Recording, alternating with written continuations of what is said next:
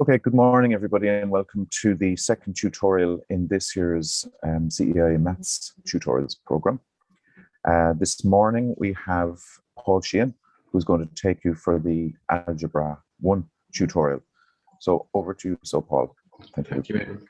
So good morning, folks. My name is Paul Sheehan. I'm a volunteer tutor with the CEIA, and this morning I'm going to take you through Algebra 1, the fundamentals of the key aspects to that part of the course, and some examples, some graded examples that you're likely to encounter in exams and in the Leaving Cert itself.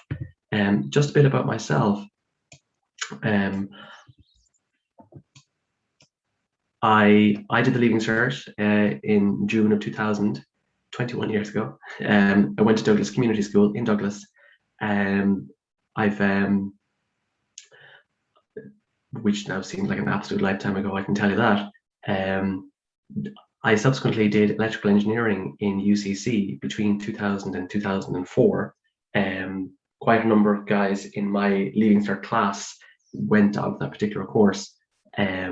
So I enjoyed it immensely. There were a lot of people that I knew in the course, and I met a lot of like-minded people in the course, people who were interested in solving problems, interested in the ever-developing landscape of technology at the time, and needless to say, it is still developing.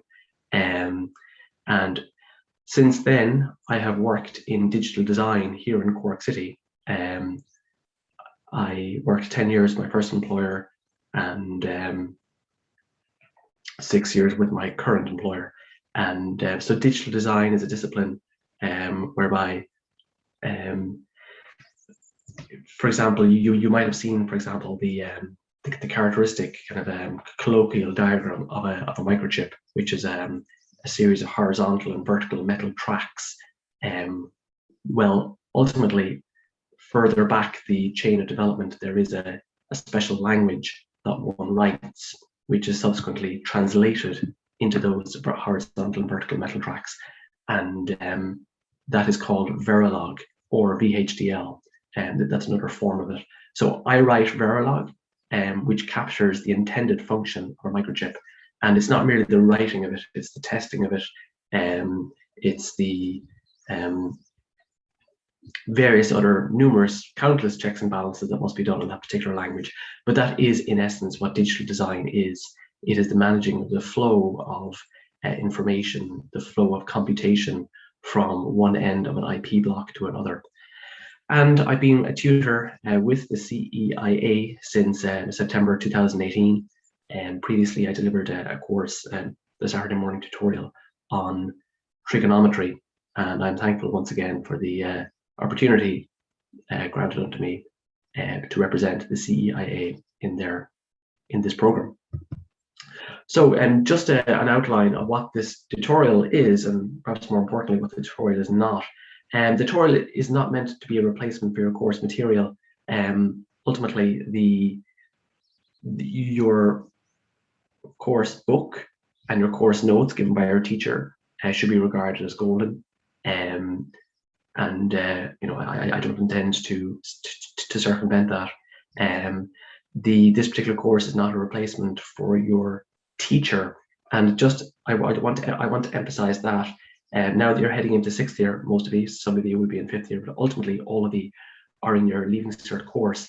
It is essential to establish a good rapport with your teacher, and any sort of deference that you may have had toward your teachers in the Junior Cert cycle, that should be long gone at this stage, insofar as if you have a problem with mathematics or indeed any particular subject, that you go straight to your teacher, that you have no problem asking them for help. So ordinarily, the most effective way to engage is, look, I have this particular problem, I've tried X, Y, and Z, can you help me out with the rest of it? In other words, once your teacher sees the efforts that you've made and how perhaps you have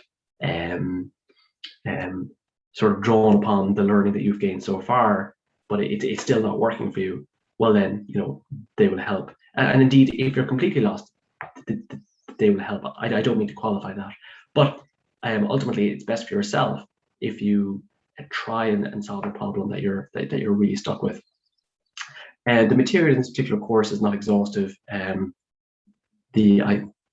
can't cover all of Algebra 1, so that further underlines why your course book, your course notes given by your teacher, is to be regarded as golden. What the tutorial is, however, on a more positive note, we revisit the fundamentals of Algebra 1, perhaps kind of explaining a few items that you haven't seen in quite some time or that you take as a given. It's always good just to revisit the fundamentals and just explain why things are as they are.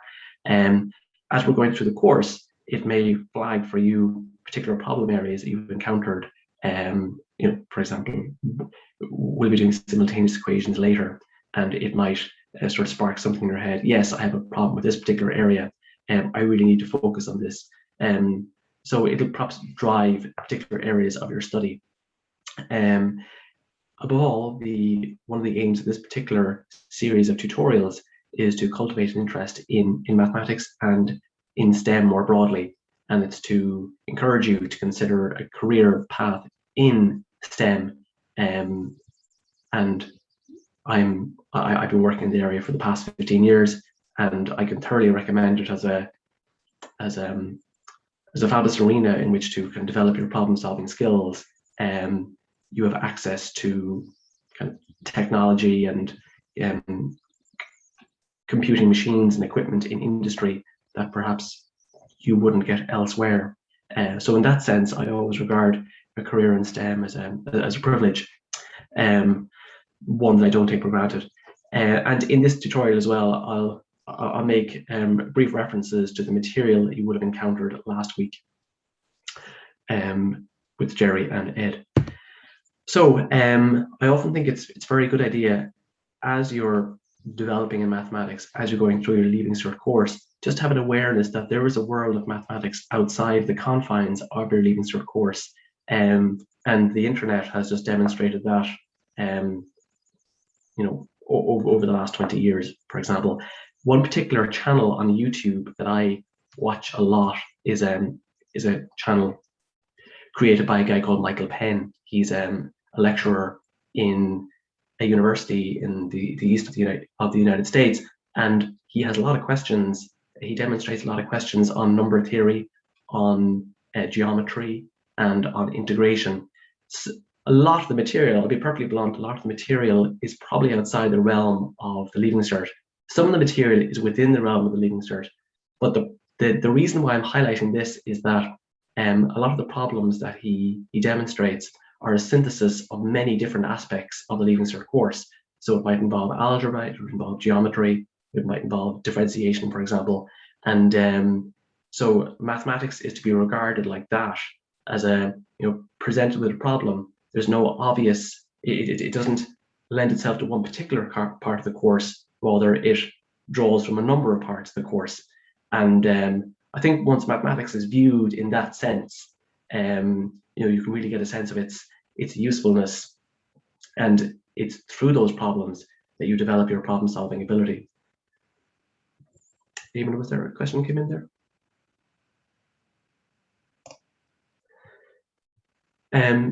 The second YouTube channel that I want to recommend is called Mind Your Decisions, and these are shorter videos. So what they are is logic puzzles, riddles, and short brain teasers, with a mathematical aspect to them. And one of the really interesting ones I encountered quite some time ago was this notion of a hollow glass cone, which was partially full of water. And when the cone is standing on its base, the level of the water is 8 centimeters from the top. When the cone is inverted, all the water rushes down, and the level of the water is then 2 centimeters from the top. So you have to work out the height of the cone. And there's some very interesting mathematics for that. We won't go through it today, but when you're working a problem like that, so he presents the problem and he gives you an opportunity to look at it, it really sort of tests your thinking. So I found that particular problem quite rewarding. And then briefly, there are other YouTube channels which I take a look at as well. The two of which are Numberphile and 3 Blue 1 Brown. So Numberphile is a channel run by a group of I think they're postgraduate students in the UK. What they do is they sort of do little expositions on mathematics in everyday life. Recently, for example, they developed the differential equations that are used to model the propagation of a virus among a population. So that would be fairly relevant today. And 3 Blue, 1 Brown, he develops discussions in almost every area of mathematics. But for me, his merit is in the graphics that he uses and in the pace of his explanation. So I think that's a very good way to while away 20 minutes on YouTube, for example. So back to today's presentation. What I intend to do is, this is my agenda. I'll just give an overview of algebra and the various terms that you're going to encounter. So algebra is like a language unto itself, and the English terms that it uses. So it's good to have a handle on them. And we'll talk about manipulating equations and the various fundamental rules for that, polynomials, what they are, and how to manage them, how to multiply, divide, and so on. And we'll take a look at factorizing expressions. Factorizing means to break down something into its constituent parts, those parts that when multiplied together give you back the original expression. We'll take a look at simultaneous equations, both in 2 variables and in 3 variables. And we'll take a look at quadratic equations, the graphs and how to factorize, and cubic equations, their graphs and how to factorize. All right. Algebra is an area of mathematics that developed in the Middle East, and it uses symbols to represent numbers and quantities in formulae and equations. So, I mean, it's very often our first foray into abstract mathematics, insofar as we're not using counting numbers anymore. Rather, we have to represent quantities using symbols. Those symbols are traditionally X and Y and so on. But ultimately, any symbol can represent an unknown quantity. And it's algebra then governs the manipulation of those unknown quantities, as you have to work out what they are or express one unknown quantity in terms of other unknown quantities. And it's the syntax, it's the rules, it's the methods, all that falls under the umbrella of algebra, and it's used throughout mathematics. So it's no mistake that algebra will be the first chapter in your book, all the way from first year right up to Leaving Cert, and indeed in college as well. And generally, kind of an algebra primer will be the first topic in the book, because it's used throughout the course. All right. So algebra, you've already encountered this. For those of you who were at last week's presentation, Jerry developed and Alice and Bob an example of algebra using Alice's age and Bob's age. And again, how one have to sort of assign, when one is presented with an English problem like that, one has to assign algebraic terms to the unknowns and work it out accordingly. And similarly then, determining the perimeter and area of the church window, again, that used algebraic terms, algebraic manipulation, and so on. So I've already used the term, an algebraic expression, that is the term, in mathematics is used up of a number of algebraic terms. And terms are variables or constants that are bound together with mathematical operators like addition, subtraction, and so on. So a term is like a single irreducible component of an expression. So just by way of an example here, this 2x squared plus 3x squared plus 3xy plus 4x plus 7 is an algebraic expression. It has terms, variables, and constants strung together by operators. And those are the terms there, as I called out. And another word that you'll encounter will be coefficient. So coefficient basically means the number that sits alongside the variable. So in the case of 3xy, the coefficient is 3. In the case of 2x squared, the coefficient is 2, right? And that's a term that you'll hear this presentation a lot, and that's a term that you'll hear in algebra throughout your course. Again, like a lot of things in algebra, it's not a term that you'll use in your everyday life, but it's important to be familiar with these terms that are used in algebra. The constant term is 7 in this particular example. 7 is always 7. It is unaffected by any value of x and y. So irrespective of what x and y can be, 7 will always be 7. So that's why it's called a constant term. And we'll encounter constant terms later. Right. So there are a number of different types of expressions. Monomial expressions, which just has one term, binomial, 2 terms, trinomial, 3 terms, and so on and so on. You can go on forever. Polynomial expressions, and we'll encounter this later, are expressions with many terms, poly being the Greek for many, I believe. So you probably won't encounter the term monomial expression at all. That's just basically a term on its own. You will encounter the term binomial expression in your course, perhaps not trinomial. So I just include this for academic interest. So an equality, so this is a type of algebraic statement. So equality is an algebraic statement that has an equal sign in it. So basically what it's saying is that the left-hand side of the equal sign is equal to the right-hand side. And it's true for one or some, but not necessarily all values of the variable or variables present in the equality. So I'll just go to an example. So x squared minus x minus 6 equals 0. It is an equality because it's telling us that the left-hand side is equal to the right-hand side. But importantly, it'll be true for a value of x. It might be true for another value of x, but it's not necessarily true for all values of x. All right. And oftentimes it is our job to find the values for which it is true. And when we do that, when we're asked that, we're being asked to solve the equation. That's what that means. Another example is sine of 2x equals a half. So again, for certain values of x, that equality will be true. For all other values of x, it wouldn't be true. And again, under certain circumstances, we have to determine what that x is. So when we determine what the variables that make an equality true are, we're said to have found the solution set. Okay. In the case of the last one, 3x plus 2y equals 6. We'll have a certain solution set. I don't know what that is, but it'll have a certain solution set of x and y for which the equation is true. And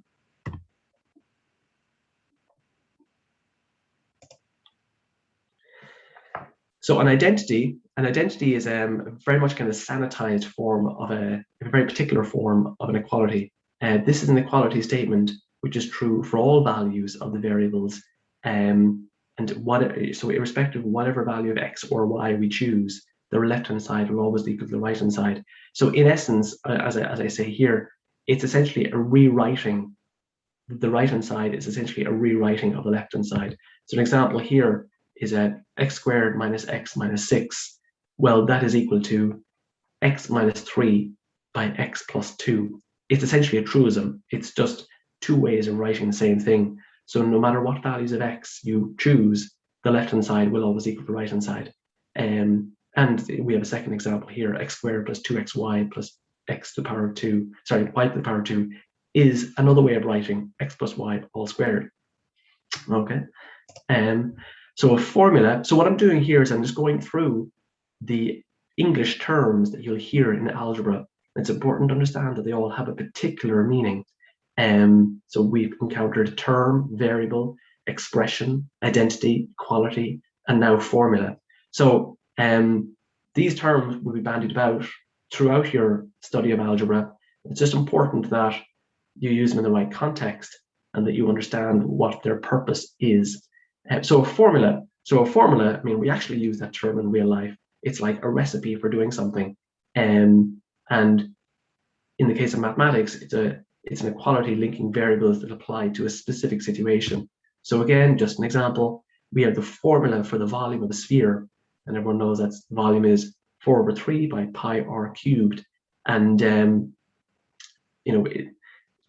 lot of these formulas are just part of the fabric of mathematics now, that the use of the letters is just a standard. So the radius of a sphere is always represented as r. The volume of the sphere is almost always represented as capital D, and so on. but importantly, that outside the context of the sphere, that it's not really a formula as such. It's a formula for the volume of a sphere. Okay, so back to equalities, because equalities really are very important, and it's important to be able to manipulate them correctly. Ultimately, whatever we do to one side of an equality, we have to do to the other in order to maintain the equal status. So if we add 4 to one side, to the left-hand side of the equality, we have to add 4 to the other side of the equality. Otherwise, it's no longer an equality, and we violated it. So similarly, if we remove a term from the left-hand side, we must remove an equal term from the right-hand side. Okay, and I think I'll just go to an example. We have minus y equals 3x minus 2, for example. So for whatever reason, we can just multiply across by minus 1. When we say we multiply across, we're multiplying both sides by minus 1. And it needn't be minus 1. It could be minus a million. It could be 10, whatever. But whatever we do to one side, we have to do to the other. So I see there I've multiplied across by minus 1. So preserving the overall equality. When we move a term from one side to the next, we have to reverse its operation. So we have here 1/3 by y plus 1 equals 2x. So on the left hand side, the 3 is dividing it, but when we bring it over to the other side, it becomes a multiplier. So when we bring it over to the other side, we have x plus 1 equals 6x. Basically what we're doing here, if we just bring it back a little bit, we're not simply moving the 3 from one side to the next, we're actually multiplying both sides by 3, okay? And when we multiply the left-hand side by 3, well, the 3's cancel, okay, because they're equal factors. So when you, there are various analogies, for example, I've come across, like moving a letter, a number from one side to the next, or indeed a variable, you're taking a variable from one side of a bridge to the next. But importantly, what you're doing is that you're multiplying or dividing both sides by the same thing, and then you're canceling on one side. Okay, so it's just important just to understand the mechanics of what's going on under the hood. And then another important aspect, this is one of the kind of the unique selling points of algebra, is that it allows us to manipulate variables and express variables in terms of all the others. So for example, here is the area of a circle, and A is expressed. Here we say that A is expressed in terms of OR. So this is useful, is that if we know what OR is, or if we have control over OR, then we can find out what the area is, okay? But if we wanted to change the subject of the formula, so we rearrange it such that OR is a square root of A over pi. In other words, if we now know what A is, we want to find out what is the new OR. So we start plugging in values for A, and we can see OR. So it's just a reverse of the relationship. And I see the requirement to change the subject of the variable all the time come up in the Leaving Cert course. So for example, you might be given the volume of a cuboid, for example, and you might be given 2 dimensions in the volume. So then you have to work out the third dimension. So you have to take the volume of that cuboid and rearrange it to isolate the dimension that you want. Okay, I see that coming up over and over again. So just to get your pen and paper working, what I'd like you to do is just to take this particular example. I believe this particular formula comes from mechanics. I think it does. But if you can transcribe that to your notebook and just express K in terms of T, G, and H. So basically we want K on the left-hand side, and we want T, G, and H on the right-hand side. So I'll give you a minute to do that.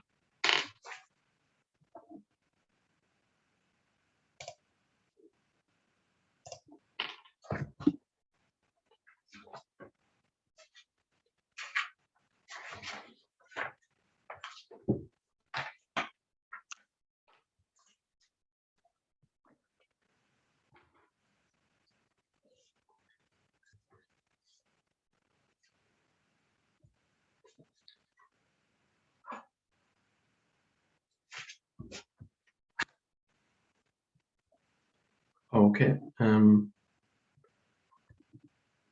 I'll just go on to the next.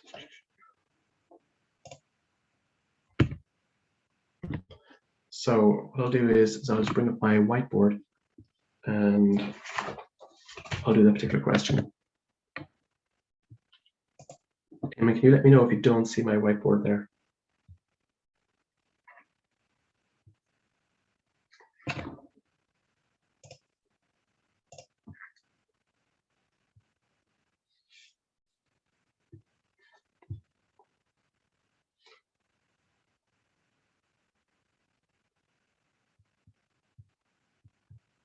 So what I'm writing down is I'm just writing down the original formula as given.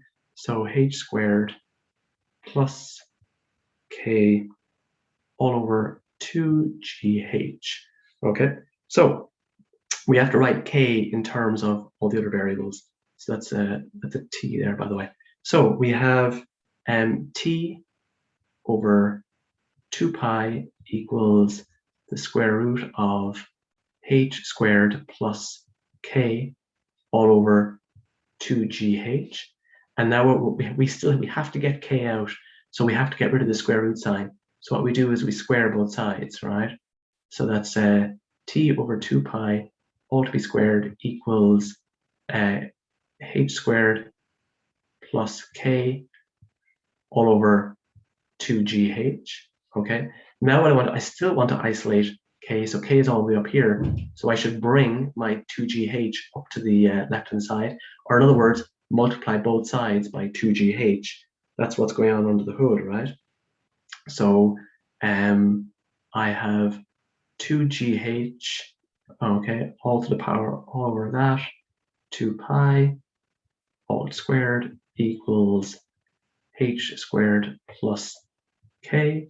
Okay, and then I can subtract h squared from both sides. So I have 2gh all by t all over 2 pi all to be squared equals, sorry,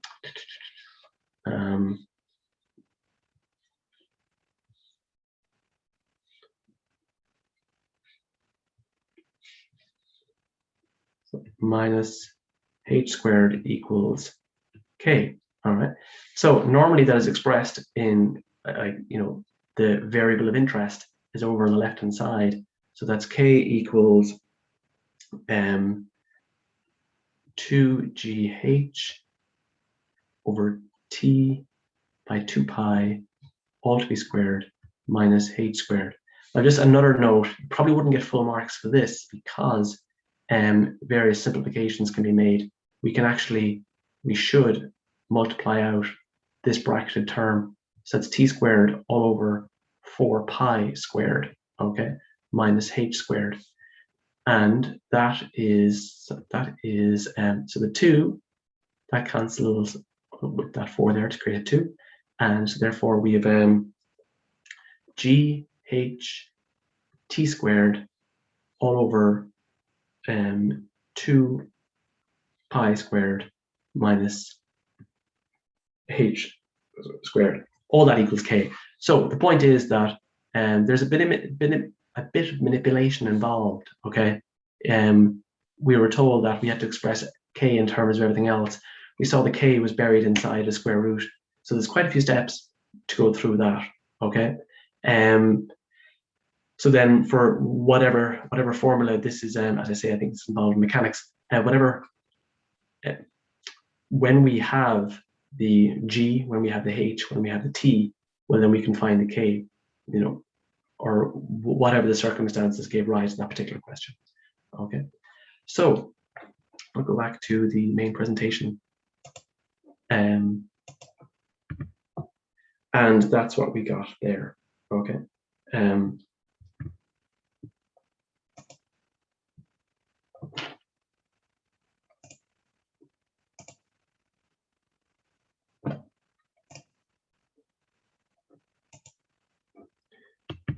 So the next few slides here, I just want to just go through some what I would regard as common mistakes in algebra, and they're made with the best will in the world, but they can be made during the heat of an exam, and it's important that you just just be mindful of the type of mistakes that can be made, the type of mistakes that have been encountered in the past.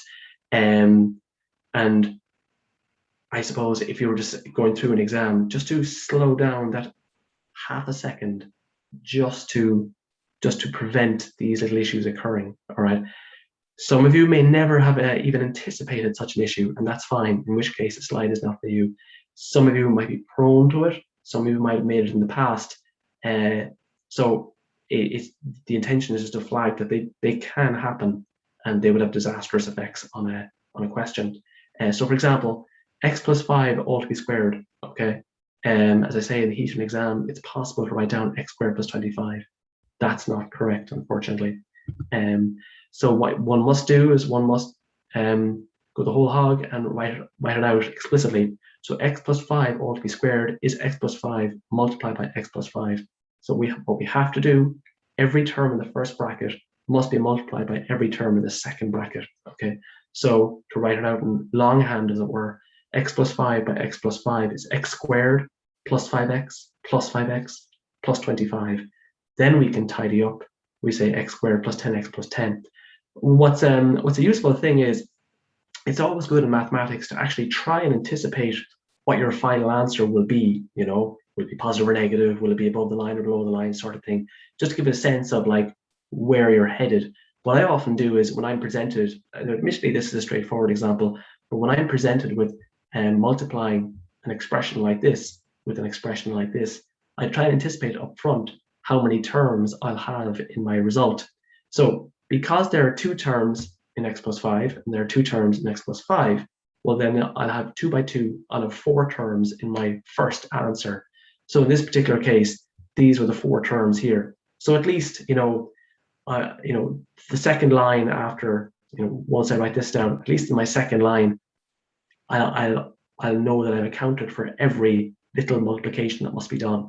So that's often a good thing. I said this was a sanitized example. In other cases, you might have 4 terms by 2 terms, or you might have 3 terms by 2 terms. In each case, just do a little preliminary check up front, just to ensure that, do I know how many terms I'll get, okay, before I simplify, all right? And those are the 4 terms there. Another common mistake in algebra is the square root of x squared plus y squared. One might say it's x plus y. That's not the case. And then similarly, one might say that the square root of x squared plus 25 is x plus 5. That's not the case either, right? This is the proper way of how to, it's a proper example. Okay, this is not a mistake. So the square root of x to the power of 4 by y to the power of 8. So what one is doing is you're getting the square root of x squared by y to the power of 4 by y to the power of 4. And that is essentially the square root of, there should be an equal sign there, sorry. And that is essentially the square root of x squared by y to the power of 4 all squared. And then you can see then that the result is x squared by y to the power of 4.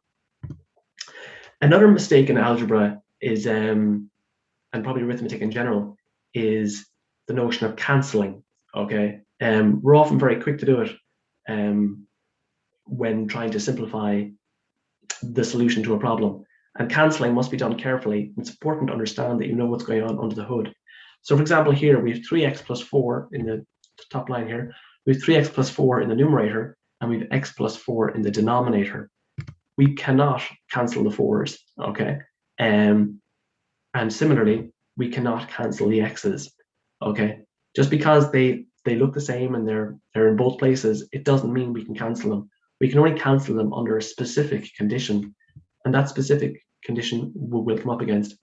Another example, we can't cancel x's here, and we can't cancel the 3 plus y's here. So why is it? We can't cancel, when we're canceling, we're essentially dividing above and below by the same thing, okay? And we can only divide above and below by the same thing when that same thing is a factor of both the numerator and the denominator, okay? So in this particular case, can we cancel the x's?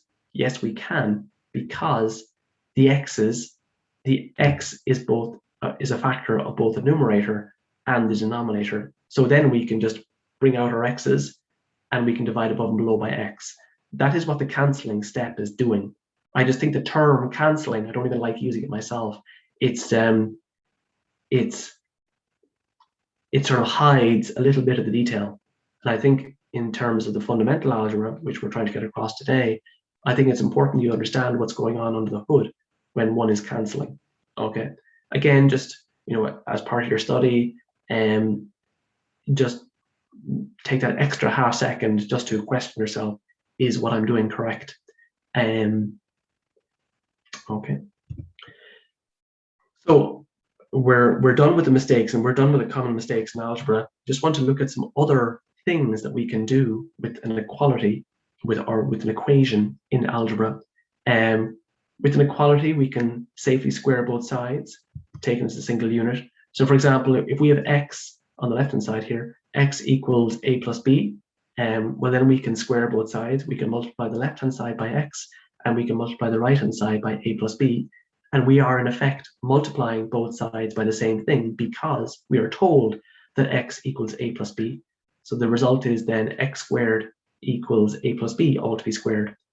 And a common mistake in algebra in this particular situation is, if we were given x equals a plus b, to say that x squared equals a squared plus b squared. That's not correct. You know, to be honest, perhaps these mistakes are more prevalent perhaps in maybe in the junior cycle course, but you know, they have been known to leak through to the Leaving Cert course, the execution of a Leaving Cert question, perhaps in the heat of an exam. So it's important just to be mindful of that. When we're squaring both sides, however, if we square both sides while solving an equation, each solution must be checked. So if we have a plus b, and we can square both sides, be a squared equals b squared. If we have a equals minus b, and again, if we square both sides, we can have a squared equals b squared. So when we're eventually solving a squared equals b squared, the solution could be either for a equals b or a minus b, so it must be checked. And so just to extend the notion of squaring both sides, we can raise both sides to any powers of x. So previously we raised it, sorry, any powers.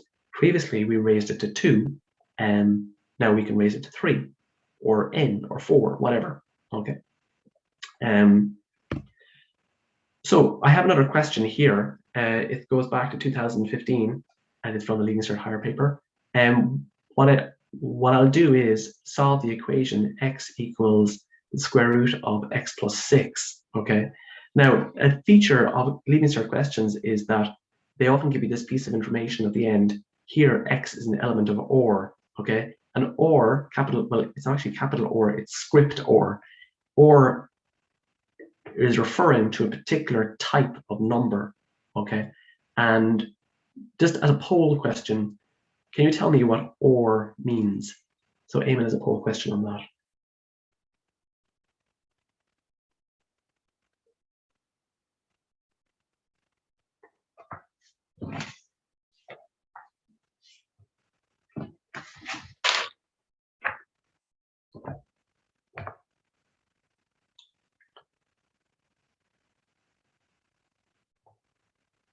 Okay, so 70% of you got it right. It's a real number. It's not a rational number. A rational number is represented by another quantity, another symbol, which we may encounter later. So thank you for taking part in that poll. So that was just my own version of the poll there. OR is a real number, so it's any number that can be represented as an infinite or finite decimal expansion. It includes all natural, integers, rationals, and irrational numbers. Some of these numbers you would have encountered with Jerry last week, and these are distinct from imaginary numbers. But my point is that I'll just go back to the expression of the question here. The question is telling you where he wants you to find the value of x. So the question is guiding you. Look, x has to be a real number. X has to be a number of this particular type. So in other words, if you find that x is not a real number, if you found, for example, that x was a complex number, well, then you'd know you'd be wrong. Okay. So it's always important just to regard this as a guide, as an instruction from the question. He's telling you your answer should be in this particular area. So I often find that it shouldn't be disregarded at all, and it's just a lot of questions do that. Okay. I would just certainly be aware of the different types of numbers that are there in the course. So I'll do that particular question on my whiteboard.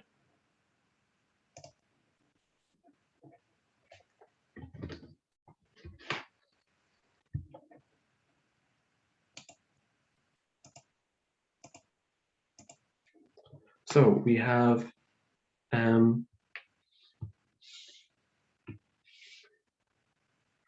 x equals the square root of x plus 6, all right? And we have to find out what x is. So as before in the notes, we can just square both sides. Okay, so that's x equals x, and that equals the square root of 6 by the square root of 6. And again, it is valid to multiply the left-hand side by x and the right-hand side by the square root of x minus 6, because x and the square root of minus 6 are the same thing. We're told that. So then we have x squared equals, and this is x plus 6. Okay, so then we tumble down into, we can bring everything over to the left-hand side. So we have x squared minus x minus 6, and that equals 0. All right, and we can factorize. So you can factorize by inspection. You could probably factorize by expression at this stage. And we see the factors of 6 or of minus 6 are, you know, there are a number of things, but the relevant ones here are minus 3 and plus 2, because we have to get the minus 1x there in the middle. So x plus 2 by x minus 3 are the factors. So then either x plus 2 equals 0 or x minus 3 equals 0. Therefore, x equals minus 2 or x equals 3. And it's important in these particular questions involving the square roots just to check your answer. So if we go back up to the top, x equals the square root of x plus 6. So minus 2, is that equal to the square root of, now this is my own kind of little style. Well, sorry, I shouldn't be advocating my own little style.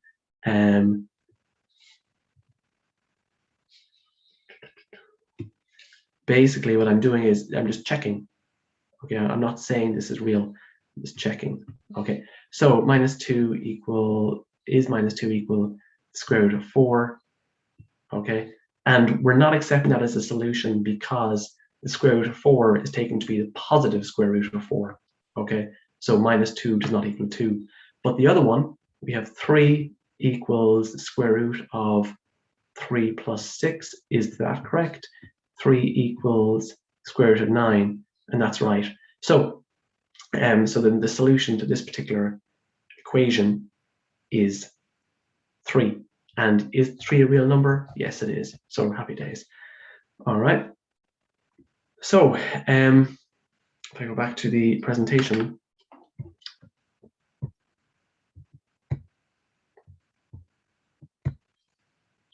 So another thing that you're going to encounter in algebra, or rather the manipulation of equations in algebra, is the use of logs.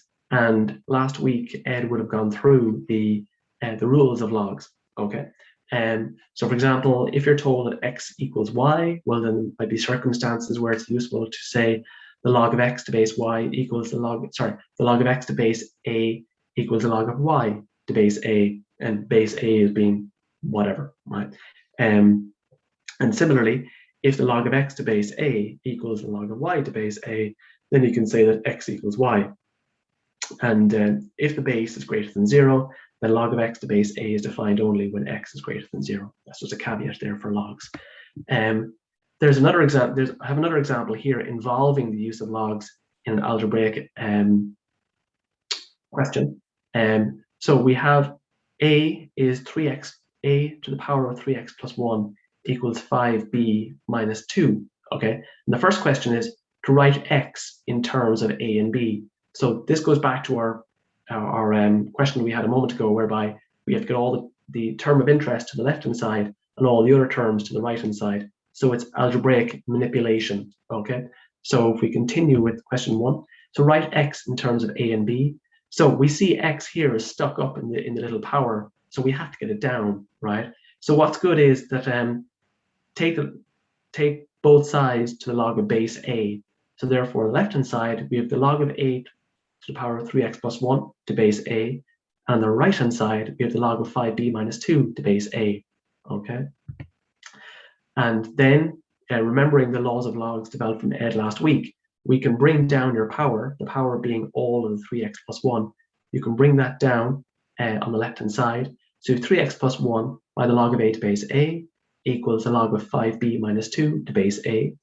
Now, the log of a to base a, what is that? It's like, by what power must we raise this a to get this? Well, it's 1, okay? A to the power of 1 is a. So therefore, we have 3x plus 1 equals the log of 5b minus 2 to base a. And rearranging then, we have x. What we do is we subtract 1 from both sides, or colloquially, we bring over our minus 1 over here, and then we're dividing 3 by both sides, or in other words, bring your 3 down here. So x is 1/3 by the log of 5b minus 2 to base a minus 1, okay? So that's it. That's slide is duplicate. And the second question, question 2 was, if a was greater than 0, for what values of b is this formula valid? Now the question is asking about the original formula, not about the actual solution that we got. So if a is greater than 0, for what values of b is this formula valid? So any power of a positive number, a, and we're told a is a positive number, so any power of a positive number must be greater than 0. So in other words, 5b minus 2 must be greater than 0. So in other words, b must be greater than 2 or 5, okay?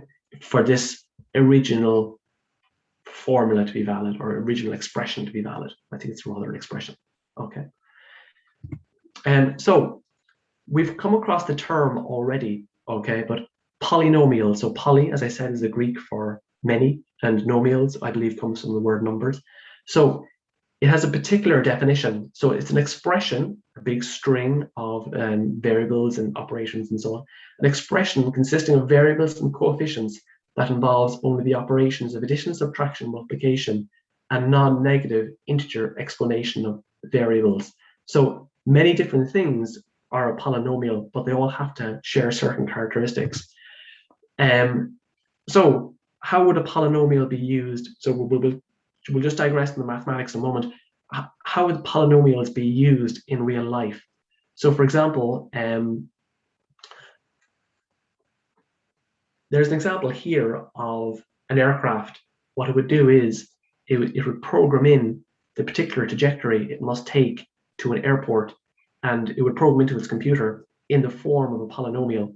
So at this point here, for example, this is the start point of its descent, that it has to be a certain height h above the ground, and at that time when it starts its descent, it's a distance l out from the airport, okay? And at all points, as it's getting closer to the airport, in other words, as its x value is changing, it'll calculate its height using this polynomial, and presumably then that's the expected height, and the actual height then will be measured by the altimeter in the cockpit.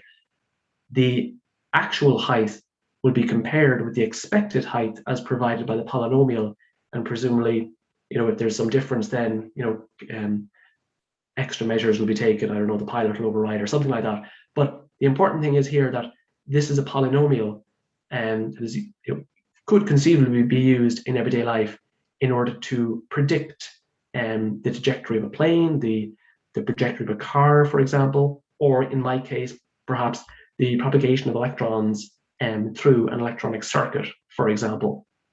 Okay, so polynomials can be many things in many different engineering disciplines.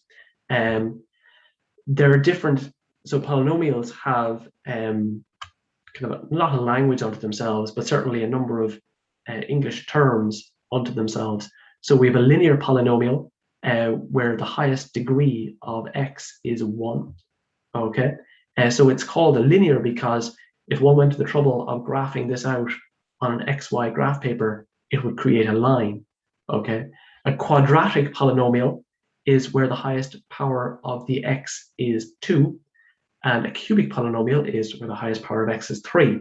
So another way of saying for this quadratic polynomial, this is a second order polynomial, or it's a polynomial of order 2, okay?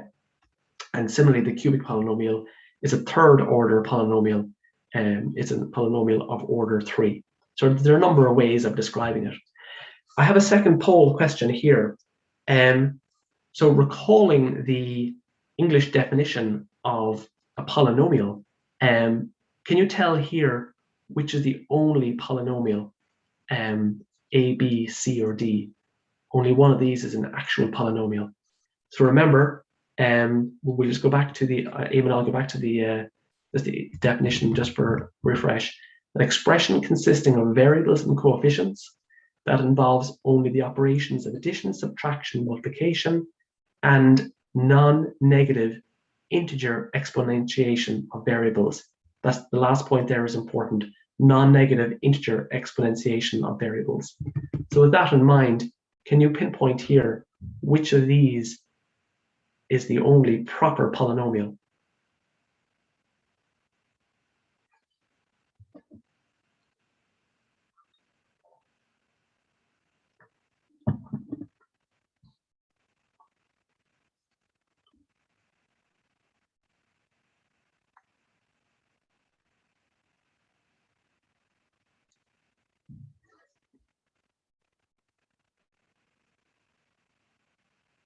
Okay, thank you for your responses. Yes, B is the only proper polynomial, and I'll explain why.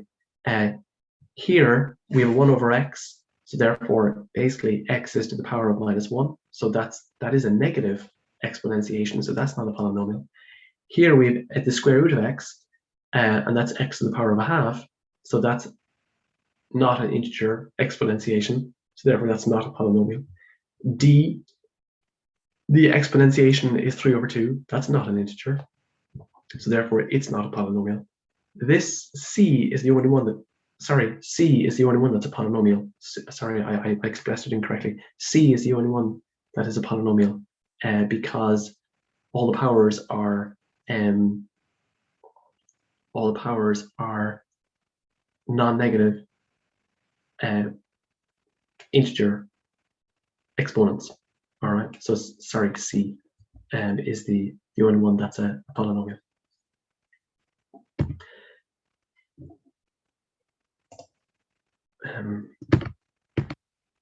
So adding and subtracting polynomials is something that you'll do frequently.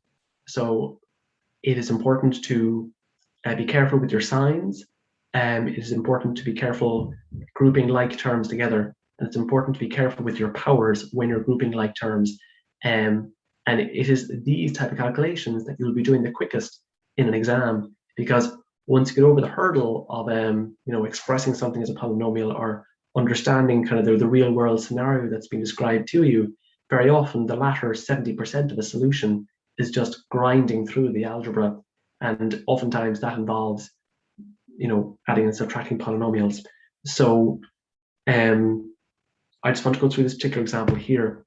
So before I bring up the second line, we're actually subtracting the second polynomial from the first, and there's a ghostly, when we have this minus here, there's a ghostly -1. So what we're doing is we're multiplying every term in the second bracket by -1, okay? So what I do is I write out, just to be explicit about it, I write out the effect of that -1. So that minus makes that 2 minus 2, that minus makes this plus 3x and minus 3x, and so on. So I've everything just, I've got rid of all my brackets, okay? Now I can group similar terms. What I've done is I just color-coded all the like terms. You needn't do this in exam, I just want to highlight this for clarity. So we've our x cubed terms here, our x squared terms in green, our x to the power 1 terms in yellow, and our constant in gray. And only like terms can be added and subtracted. So we group the x to the power 3 together, x to the power 2 together, x to the power 1 together, and leave our constant at the end. And then we just tidy up, okay?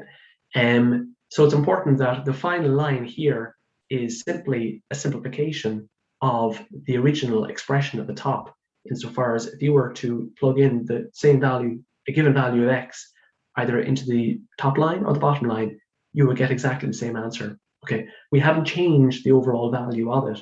We have just simply expressed it in a tidier manner. All right. So multiplying polynomials. So I've hinted on this before. So each term in the first polynomial is multiplied by each term in the second polynomial, and then if necessary, we simplify using addition or subtraction, as we've just encountered. So here we have the first polynomial is x minus 5. That is a polynomial, albeit a very short polynomial.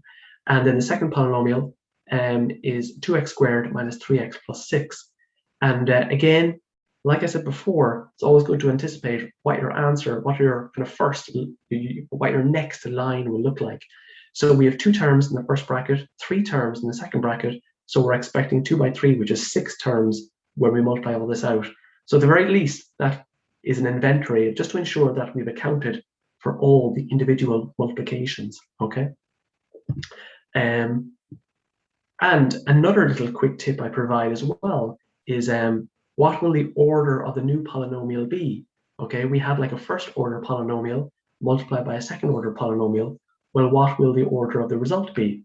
Well, we can see there straight away that at some point we'll have to multiply the x by the 2x squared term, and that will straight away give us a 2x cubed term, all right? And so you can see there straight away that the result will involve an x cubed term. So the order of our answer will be a cubic polynomial, okay? I try and do that, like even in engineering, for example, when I'm doing a simulation on a design, okay, or when I'm feeding something into a calculator, I always try and anticipate this type of answer that will be presented to me. Otherwise, I'm just pressing buttons and I'm just kind of blindly accepting what the machine will give me. I always try and anticipate, well, will the result be positive or negative? Will the result be higher or lower than the previous result? I often find that, like, you know, a calculator or a simulation or a program merely kind of confirms your suspicions about something, merely confirms your expectations with a greater degree of accuracy. But as an engineer, I'm always expected to kind of anticipate whereabout my answer will lie. Because otherwise, if I don't have an expectation, well, then I'll just regard any answer that I'm given as the answer. So it's important up front just to demonstrate a certain degree of paranoia, particularly when you're dealing with machines, particularly when you're dealing with kind of lengthy computations, okay? So that's why I'm adding in these quick tips here, okay? And very often, just to continue the analogy, I mean, when my boss asks me to do something,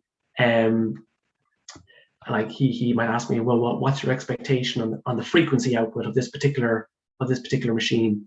Is it megahertz or will it be in gigahertz, right? I have to have some sort of ballpark expectation of what it'll be, okay? And I try and encourage that from junior engineers as well. So this particular tip is in the spirit of that philosophy. So back to the here and now. Multiplying polynomials, we rely heavily on the rules of indices that were developed last week. So I write out explicitly the first term. You don't have to write this second line as I have it here, but the first term by every term in the second bracket minus the second term in the first bracket by every term in the second bracket. So then I can multiply it out. And just be careful of your indices, be careful of your signs, okay? Now, I'm not going to color code it here, but what I am going to say is that we started off with 2 terms by 3 terms, and we finished up with 6 terms. When I say finished up, I mean before the simplification is brought to bear. So at least then we've accounted for every single little multiplication that we have to do. We haven't missed anything, okay? And then we tidy up, and yes, lo and behold, we do have a cubic polynomial as our result, as we expected. Okay. So dividing polynomials. So we've done addition and subtraction. We've done multiplication of polynomials. Now the division of polynomials, I just call them here p of x divided by q of x. If possible, we try and simplify up front. We try and factorize. We try and break up our numerator into factors. We try and break up our denominator into factors, and then we cancel. There's that term again, canceling, where we're simply dividing above and below by the same thing once we find that they're factors of both above and below. Or if that doesn't work, which it often doesn't, we'll use long division. Okay, and we'll come back to that later. So this just goes back to the aircraft example I had a moment ago. Very often functions are expressed in terms of a polynomial, and a function, the mathematical definition of that is it takes a variable as an input, it processes it according to a particular rule, and it gives you an output, and the result is dependent on the input, of course. And very often in your maths course, a function will be expressed as a polynomial. So a very trivial case, for example, is the sides of a rectangle are 2x plus 3 and x plus 4. Okay, and x being a certain quantity, unknown as yet, and the area then of the rectangle is the multiplication of both those sides. So the area in this particular case is 2x plus 3 by x plus 2. The area is 2x squared plus 7x plus 6. So when the x value changes, the area will change as well. So that is how we're expressing the area in the form of a polynomial. Okay. So back to finding factors of a polynomial.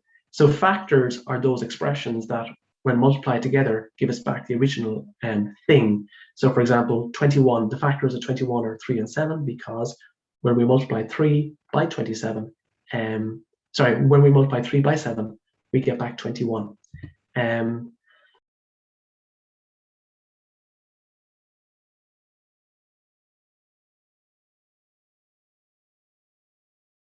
The last thing we had was we were just starting on factorization, and ultimately when we're factorizing, we are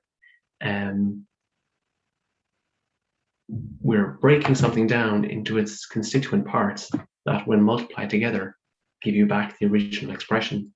So this particular expression is 3x squared minus 9xy, and we want to factorize it. One way of factorizing is finding the highest common factor in both terms. So the highest common factor in this particular case is 3x, because 3x goes into both terms. And so when we take out the 3x, we have 3x multiplied by, open bracket, x minus y, minus 3y, close bracket. And so that's one way of factorizing.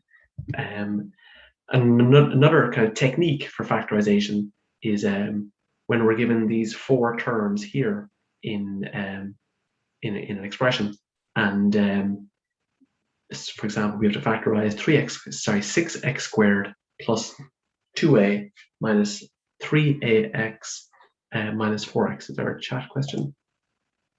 Okay. So it's often beneficial. So there's no hard and fast rule of doing these particular ones, and they do pop up in the course. They're like, they have 4 terms, and it's useful to group them into pairs that share a common characteristic. So what I noticed here is we had the 6x squared minus the 3ax, and the highest common factor there was a 3x, and we take that out, and we're left with 2x minus a. And then what I do is I write out the 2x minus a over here, and I see, is that term, is that a factor of the remaining 2 terms in the original equation? And yes, it is, because we can take out the minus 2, because we have the minus 2 by the 2x, and that'll give us the 4x, and we have the minus 2 by the minus a, and that'll give us your plus 2a. So it's important to find a factor, in this case the 2x minus a, that can be used to factorize the first pair and the second pair. Okay, that's the technique for these, and it's a bit of trial and error. You might have to rearrange these 4 terms, a number of times before you get the two pairs, before you see the relationship between the two pairs. So once we have this 3x into 2x minus a minus 2 by 2x minus a, and well, what you do then is you take this term here, 3x, and the minus 2 here, and put them in brackets, and then write down your 2x minus a. Okay, so that is the way of factorizing it. If you were to undo all that work and multiply these brackets out, you would just get back the original expression. Okay.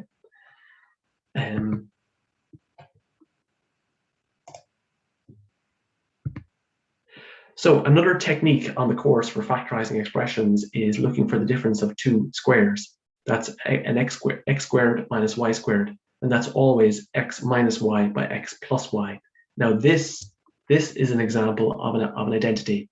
This is like one way of, it's just two ways of expressing the exact same thing. Importantly, however, it's never as easy as this, and the course is very clever in disguising a squared term minus another squared term. Here we have x to the power 4 minus y to the power 4, but that is in reality x squared all to be squared minus y squared all to be squared. So then the next line here would be the first term minus the second term by the first term plus the second term. And we could actually go one step further then, because we have a difference of squares in the first bracket. Well, we can further expand this out to x minus y by x plus y. And then again, we have the x squared plus the y squared term at the end.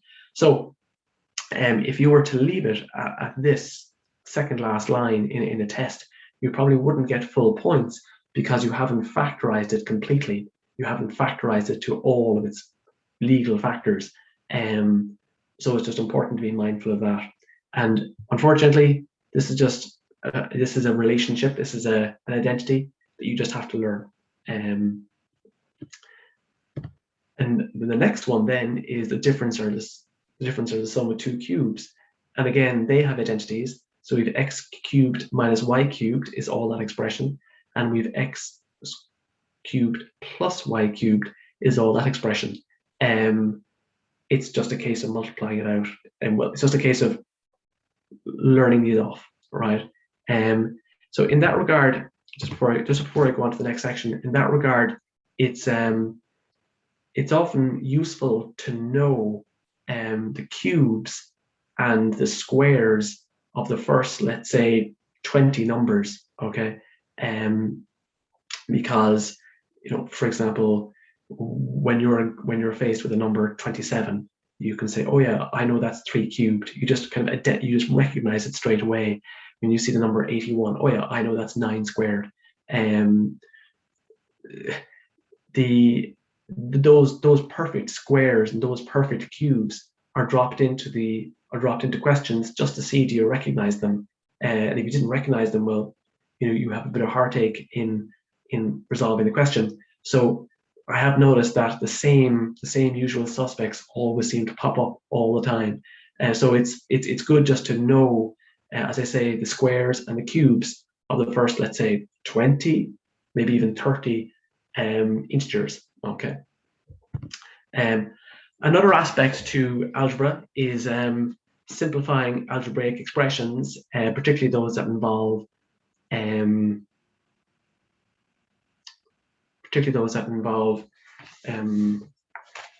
fractions. So what I want to do here is I want to go through just a very short example. We have 3 over x minus 2 over x minus 1, and we have 4 over x into x minus 1. So just like arithmetic, in arithmetic, we can only add and subtract fractions when their denominators are the same. And that's the case with algebra as well. We can only add and subtract fractions when their denominators are the same. So in this particular case, we have to get all the denominators to be the same thing. Okay, so if I just bring up the whiteboard here, so we have 3 over x minus 2 over x minus 1. And just being the safe side, I always hold out the brackets just so that I don't lose any terms. Okay, and then x into x minus 1. Okay, so well, because x into x minus 1 is the most complicated denominator, well, then it makes sense that all the first two fractions adopt that same denominator. Okay, so I'm deliberately going to write down 3, and I'm going to write x into x minus 1. Okay, now in order to ensure that I haven't changed the overall value of this first fraction, I have to multiply above the line by x minus 1. Okay, so that, you know, this x minus 1 above the line cancels with the x minus 1 below the line, such that the original 3 over x is unchanged. Similarly, in my second fraction, I'm going to put that over x into x minus 1, and to compensate, I have to put an x in the top there so that I don't change the overall value of the term. And then I have 4. This is going to be unchanged, right? So now all fractions are over the same denominator. Now I can add and subtract. So I can say that I can make one big fraction here, and that's x over x minus 1. Okay, so then I have 3 into x minus 1 minus 2x minus 4. Okay, so I multiply out the numerator. So I have 3x minus 3 minus 2x minus 4 all over x into x minus 1. And that equals, well, I tidy up the numerator, and I have x minus 7 all over x minus 1. Okay, and I can't do any more simplification. So that's just an example of how to treat algebraic fractions in a computation like this. It's important to get everything over the same denominator, and then you can simplify. Okay, or you can add and subtract and then simplify. So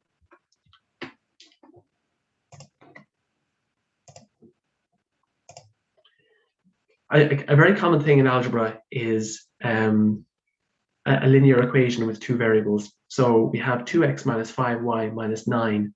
So that can be represented as a line on the xy plane. So all this is will culminate in simultaneous equations. But I just want in two variables. But I just want to demonstrate how why this is a line on the xy plane. So we have here a line, and that's going through a number of points, and every point on the line has an x-coordinate and a y-coordinate. And the important thing is the equation of that line, in this particular case, 2x minus 5y equals 9. What that does, that demonstrates the relationship between the x-coordinate and y-coordinate of every point through which it passes. Okay, so if you were to pick any point in this particular line, you would find that if you were to slot in the value of x, and if you were to slot in the value of y, well, then it would satisfy this particular equation. That is, so in essence, a line just simply connects all the points that demonstrate that relationship. That's the meaning of the equation of the line. Okay. Then similarly, there's another equation, which is another line which has a different equation and looks different on the chart. In this particular case, it's 3x plus 2y equals 4. Okay. Now, there is a point at which both of those lines meet. In other words, there is a single pair, an x-coordinate and a y-coordinate, that satisfy both of those lines at the same time, i.e. simultaneously. Okay, so when one is doing simultaneous equations in algebra, this is what one is doing in a graphical sense. You're actually finding the point in the xy plane that satisfies both lines at the same time, i.e. simultaneously. Okay, so once you understand the relationship between kind of the algebra, the x's and y's, and the fact that there is a graphical equivalent, then you're halfway there to kind of understanding and doing the problem and completing it. So the question is then, well, we might as well finish it. Where do the two lines intersect? In other words, what is the point at their intersection? So we'll just there's a little routine for that. and we'll just do that on the whiteboard. So that's 2x minus 5y equals 9, 3x plus 2y equals 4. And we'll just go to the whiteboard there. And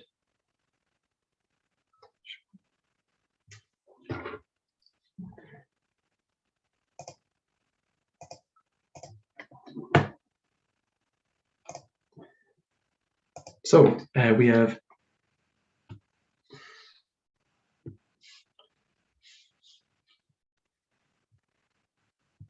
we have 2x minus 5y equals 9, and we have 3x plus 2y equals 4. So it's often, when we're dealing with two variables, we have to eliminate one of them.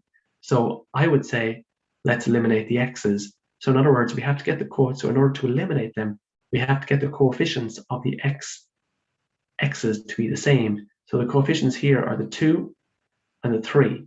Okay, so how do we get them to be the same? Well, we can multiply the first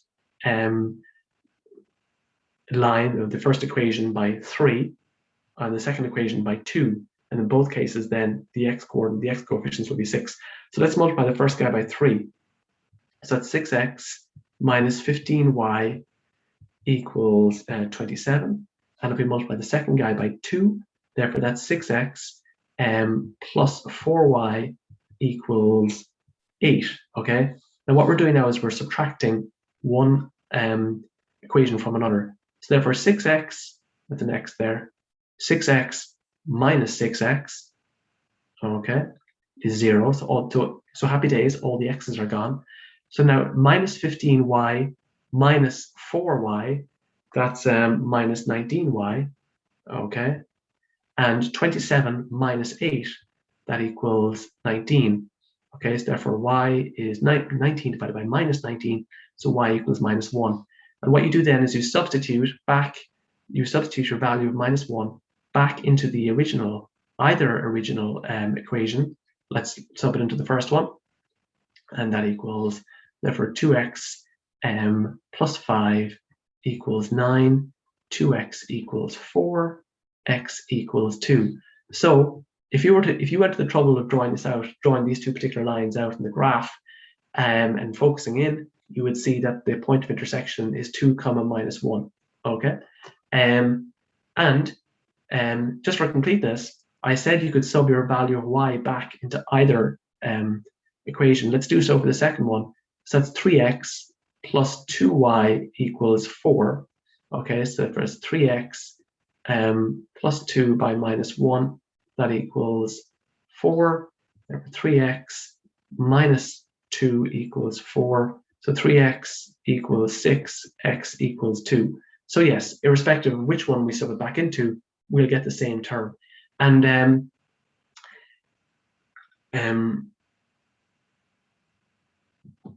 the killer here is your signs. Okay, you have to be very careful with how you manipulate your signs.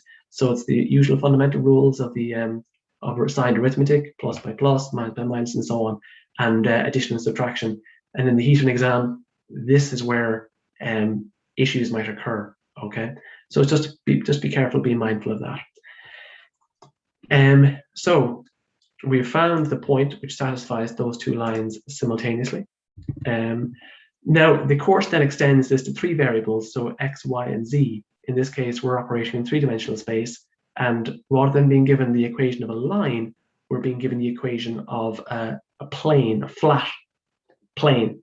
Okay, so in this particular case, we have the x, y 3-dimensional space, and we have a plane represented by 2x plus 8y minus z equals 1. We have another plane, 2x minus 3y plus 2z equals 2. And we have a third plane at 2x plus y plus z equals 5. So you can imagine these as kind of sheets of paper in 3-dimensional space, and they will all intersect at one particular point. Okay, so it's the same principle as the 2-dimensional simultaneous equation, insofar as we have to find the point that satisfies all of them at the same time. Okay, so what I'm going to do is these particular equations are actually from a previous Leaving Cert sample paper. So that's 2x plus 8y minus z. I think that's actually supposed to be 3z. I think I put that in the notes incorrectly. I think it's supposed to be 3z. So what I'll do is I'll do that on the whiteboard. So it's just a little more involved, a little more scope. I'm not jinxing it, but there's more scope for issues with pluses and minuses. But the principle is broadly the same. There's just more to manage. Okay, so write out our equations here. So we have 2x plus 8y minus 3z equals minus 1. We have 2x minus 3y plus 2z equals 2. And then we have 2x plus y plus z equals 5. And I often think that it's useful to start labeling these equations A, B, and C, because just manage them. Okay. So what I would do first is I like to eliminate x's first. Now, if it's not convenient from a numerical point of view, I'll eliminate y's. But here appears to be convenient. Okay. So we take A and C. All right. So we have 2x plus 8y minus 3z equals minus 1. And we have 2x plus y plus z equals 5. Okay, so basically now what we're going to do is we're going to subtract the second equation from the first equation. So we have 2x minus 2x is 0x. We have 8y minus y, which is 7y. And we have minus 3z minus z, which is minus 4z. Okay, and minus 1 minus 5, that equals minus 6. So let's call this equation E. Okay. So what I have to do now is take another pair of our original equations and eliminate x there too. So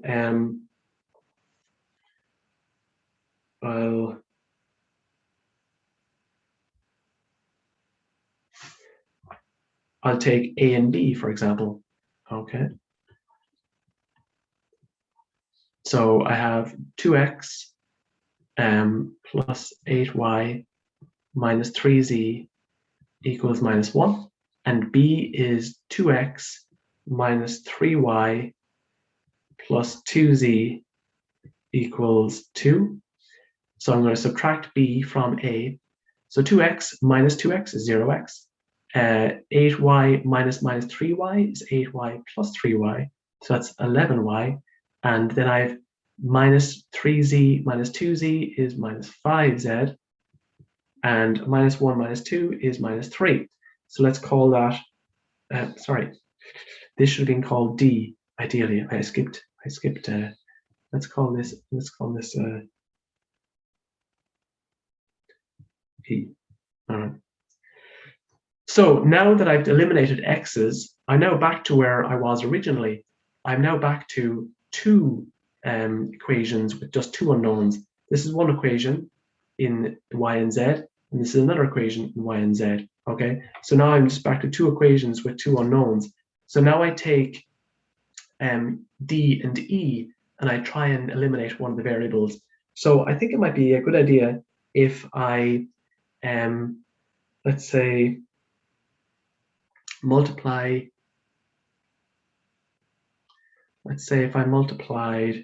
E by 7, okay, and D by 11. So E by 7, okay, so that's 77y minus 35z equals minus 21, and D multiplied by 11, okay, and so that's the 7y by 11, which is 77. So I'm deliberately fixing this such that the coefficients of the y terms are the same. And then that's minus 4z by 11, that's minus 44z. and that equals minus 66. So then I subtract the lower one from the top one. So it's 77y minus 77y, so that's gone. Then it's minus 35z minus 44z. That is 9 plus 9z. And so it's minus 21 plus 66 is 45. Okay, so then z is 5. Okay, so that's one of our first, that's the z coordinate of the intersecting point.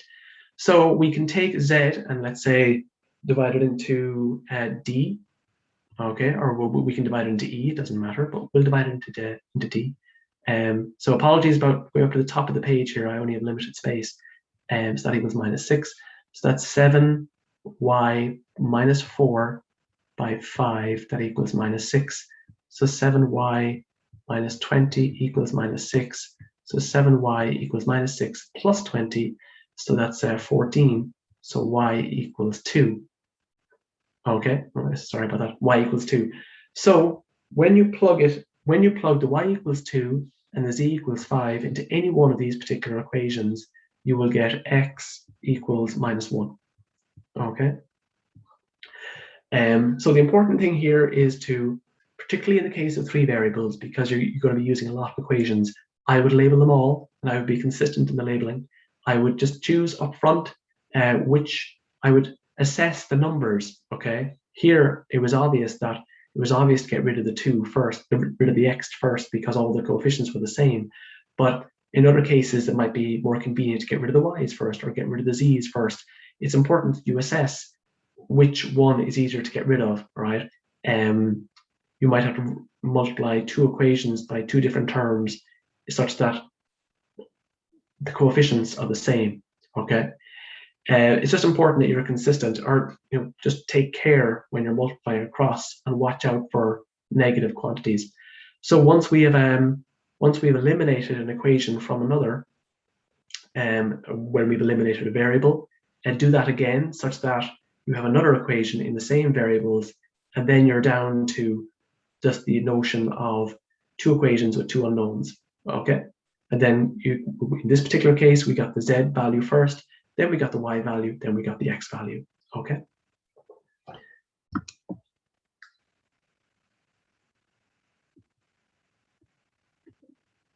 So let's go back to the presentation.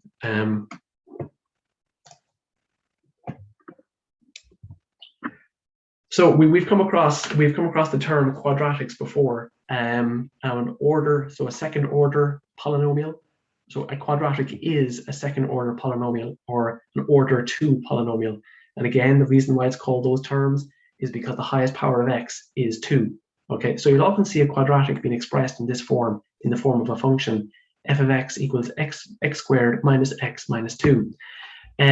So what happens when you plot a quadratic on the xy plane? What I mean by, if you take the original expression here, the original expression, yes, and you punch in every value of x, let's say from minus infinity to plus infinity, okay? So every value of x from minus infinity to plus infinity, and you plot your corresponding value of y, okay? Certainly in the region from about minus 2 to plus 3, the graph doesn't show infinity to minus infinity to plus infinity, it shows this small region. But in this particular region, the graph is shaped like this, and both ends of the curve, they extend off in a smooth curve like that. There's no other bumps to it. Okay, it's just a perfect cup shape like that.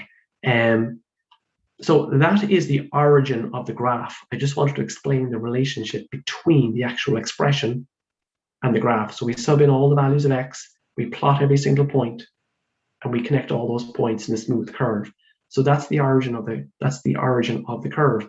Now, and importantly, just like the linear equations earlier on, this particular relationship between x and y, if you pick any point on the graph here and take out the x coordinate and the y coordinate, they would be related by this particular they would be related by that expression.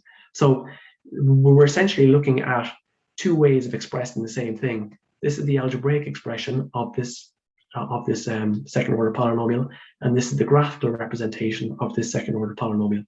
Okay, so it's important just not to be fazed by that. They're both representing the exact same thing. So when we're asked to solve a quadratic equation, okay, we're being asked to find when we're asked to find this particular quadratic equation, so f of x equals 0, okay, we want to find for what values of x the quadratic equation equals 0. In other words, for what values of x, at what values of x does it cross the x-axis, okay? Because if you sub in, well, here it appears to be -1 and 2. So if you sub in -1, your output will be 0. If you sub in 2, your output will be 0. So we have said to have, in that particular case, graphically at least, we're said to have solved the quadratic equation f of x equals 0. And the points at which the graph cuts the x-axis are known as the roots. Okay. So this basically explains here what I said verbally. This is the same graph as before. We see that it crosses the x-axis at -1 and +2. So how do we actually, very often we don't have the luxury of drawing out the graph every time. So how do we actually find the roots? So we actually must factorize the quadratic equation. So we have the quadratic equation here, and it's equal to 0. And we actually factor this using our trial and error approach. So 3x squared minus 13x minus 10, that can be factorized as 3x plus 2 by x minus 5. Because if you were to multiply this out, you would get back the original left-hand side. So how do we then extract the roots? Well, we have two things that when multiplied together give 0. Okay, so in other words, one of them must be 0, or so either one of them must be 0. So therefore 3x plus 2 equals 0, or x minus 5 equals 0. Therefore, just basic manipulation, x equals -2 over 3, or x equals 5. So in other words, if you sub in either if you sub in either 5 or -2 over 3 into this original equation, it will satisfy. You'll have 0 on the left-hand side and 0 on the right-hand side. So we are said to have found the roots of that particular quadratic equation. Okay. Now, we're able to do this by inspection, and I reckon at this stage in Leaving Cert, you're fairly well practiced enough at identifying how to do this. For example, you probably in your head can factorize the 10 and establish which set of factors, when coupled with the original term here, will give you your -13. So 3x by -5 is -15x, plus 2 will give you your -13. With practice, that association will jump out at you, right? But if it doesn't, and there are cases when it won't, particularly when the figures, the roots are not nice round numbers like 5 and -2 over 3, you have to use the quadratic formula. Okay, and this is kind of the ultimate get out of jail free card. This will tell you what the roots of the quadratic equation are. So I'll just go through an example of using it. So again, with 3x squared minus 13x minus 10 equals 0, it's always good just to explicitly write out what A is, what B is, and what C is. And the reason why I'm suggesting that is because if there are negative quantities involved, it's important just to be on top of them. Okay, so when we sub in A equals 3, B equals -13, and C equals -10 into our quadratic formula, we'll get the same results. X is 5 or X is -2 over 3. All right. And again, just go back to this engineering discipline that I picked up over time. It's always good just to anticipate what the graph of this looks like. Whether you're asked to draw it out or not is irrelevant. But I think it's good practice just to anticipate what it would look like if you were asked to draw it out. So if the coefficient of the, sorry, this should be the coefficient of the x squared term, sorry. if the coefficient of the x squared term is positive, well then it applies, it's cup-shaped as we had earlier on. So I would regard that as cup-shaped. And if it's a negative coefficient of the x squared term, not the x term, the x squared term, and whether it's cap-shaped, it's the opposite. Okay, it's like it's shaped like a mountain. And again, how do we anticipate what the roots will look like just by looking at the actual quadratic equation?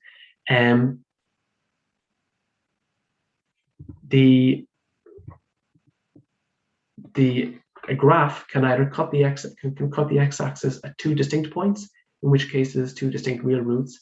It can cut the graph at only one point. In other words, the very tip of the graph hits the x-axis. So in that particular case, we have two equal roots, or else it doesn't cut the x-axis at all. So we have complex roots. All right. And how do we anticipate how it'll cut the x-axis? So if we go back to our minus b formula, we can see that the b squared minus 4ac, that particular expression is regarded as the discriminant. So if we computate what that is, and if the discriminant turns out to be positive, that implies that we have two distinct real roots, and it'll cut the x-axis at two distinct real locations.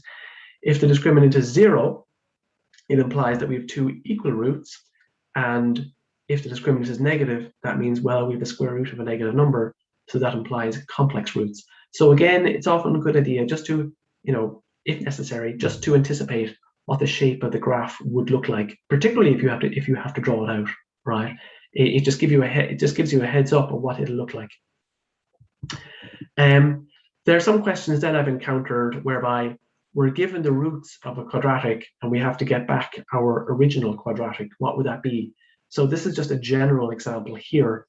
So if the roots are r1 and r2, well then the factors are x minus r1 and x minus r2. And so then we can create a quadratic equation by saying x minus r1 by x minus r2, that equals 0. And then we multiply it out. So in English, if you're given the roots of a quadratic x1 and r2, well, you can create the original quadratic by saying x squared minus the sum of the roots plus the product of the roots. Okay, and that's often a good thing to have in your back pocket. Okay. So what we've done already is we've looked at simultaneous equations, both in terms of 2 variables, and we've looked at simultaneous equations in terms of 3 variables. And what I want to do now is I want to look at simultaneous equations with one line and one curve. Okay, so what we're essentially doing is finding the intersection of a curve and a line. And the 2 ones that I've chosen are from the 2016 paper. And so we have to solve the simultaneous equations x squared plus xy plus 2y squared equals 4 and 2x plus 3y equals minus 1. And I've just gone on to desmos.com, and just for the hell of it, I drew out, I just wanted to anticipate what those curve and line would look like. Now, obviously, one doesn't have the luxury of doing this in the exam, and drawing out a curve or anticipating what a curve of this form would look like is tricky. Okay, it's tricky, I acknowledge that. Nevertheless, just for the purposes of this particular presentation, and if I was doing this in my own study, I would just throw it into a graphing tool like this, just for academic interest, just to see what it would look like. And I can see here that there's an intersection point there, there's an intersection point there. So just for the purposes of my study, that would indicate the type of intersection points that I would expect. Okay, so I'll develop that briefly on the whiteboard. So we had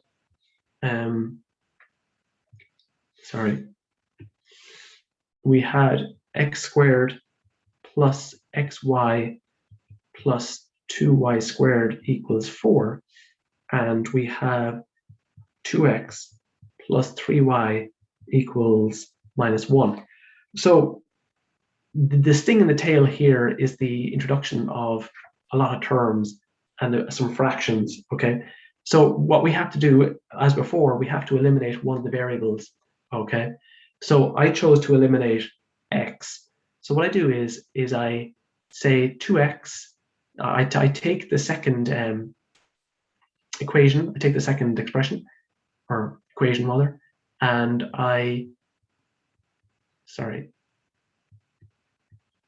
say that so x equals -1 over minus 3y all over 2, okay?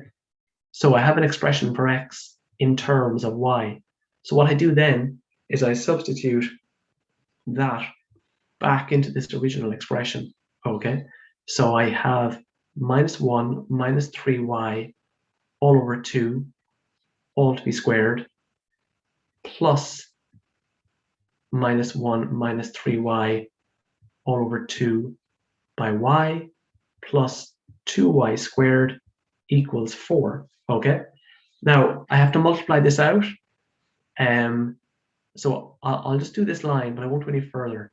So it's -3y all over 2 by -1 minus 3y all over 2 plus -1 minus 3y all over 2y plus 2y squared equals 4. So there's a lot going on here, right? Ultimately, we have a denominator of 2, a denominator of 2. So when we multiply these together, we'll have a denominator of 4.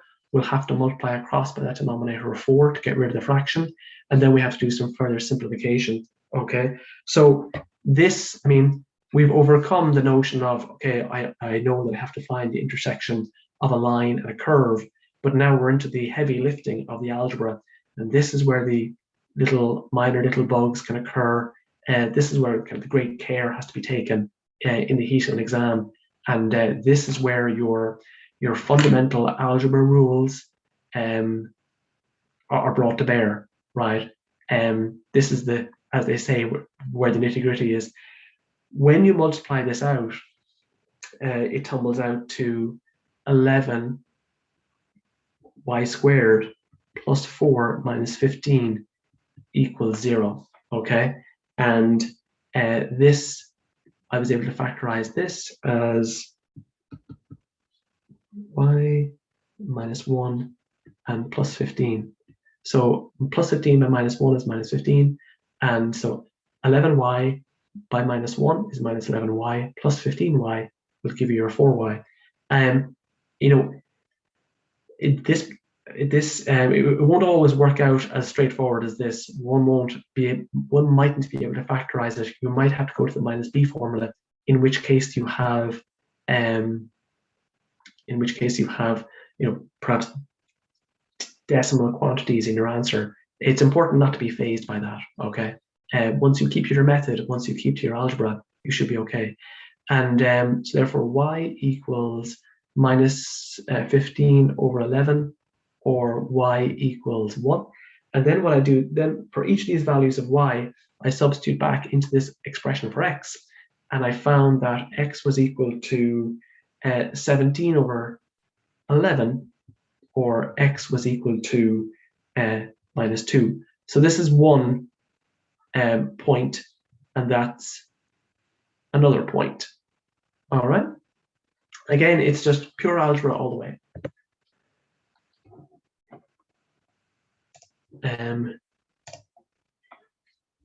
So what I want to do is that, and I had hinted this earlier on, I want to do polynomial long division.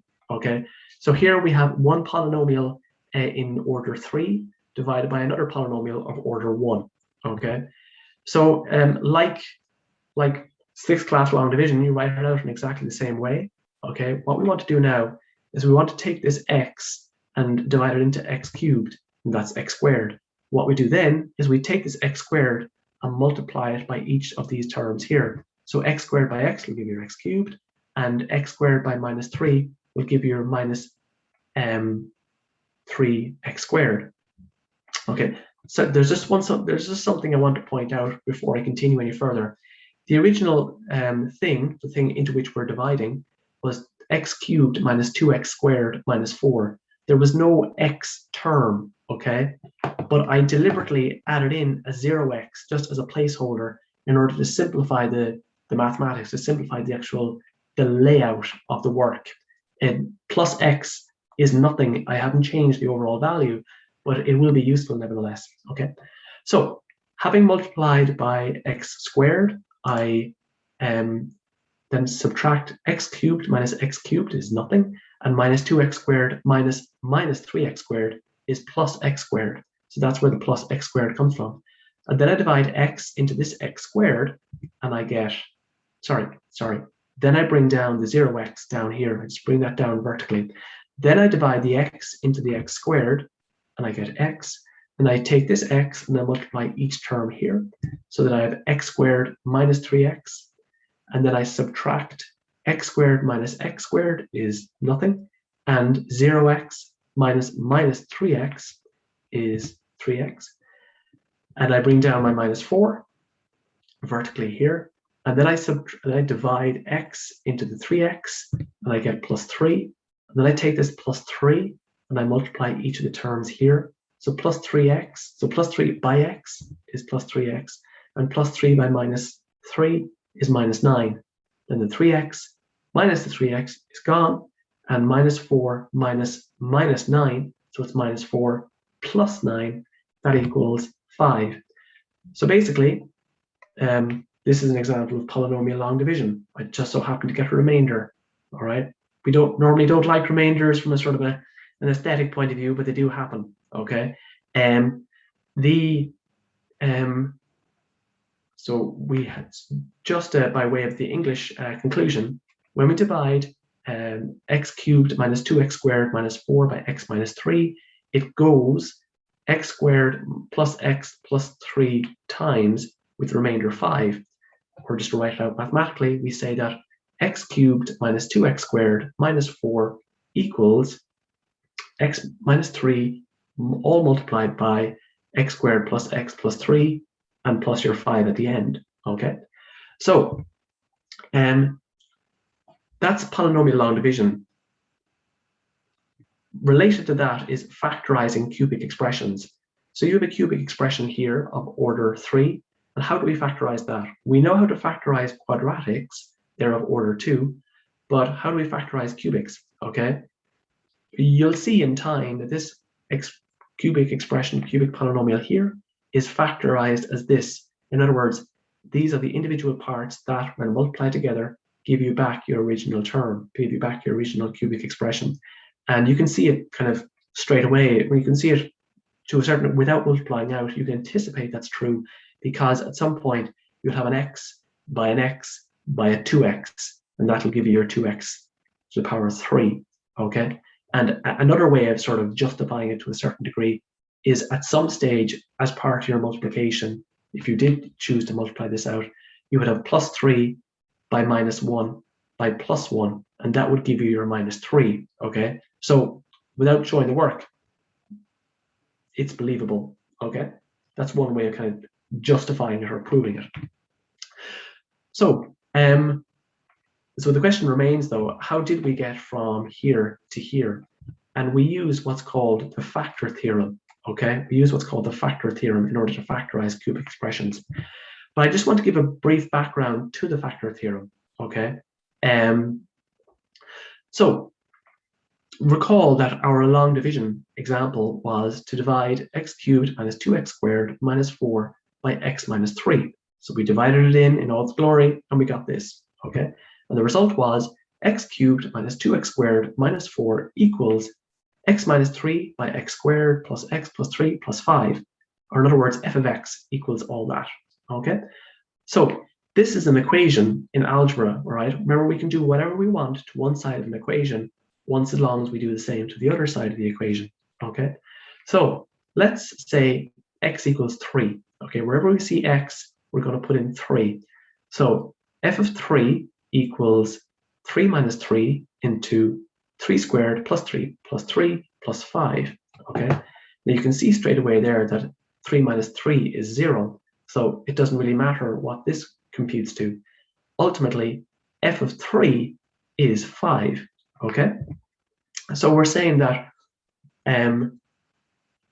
when we divide f of x by x minus 3, the remainder is 5, or to say a little more accurately, when we divide f of x by x minus 3, the remainder is f of 3. Okay?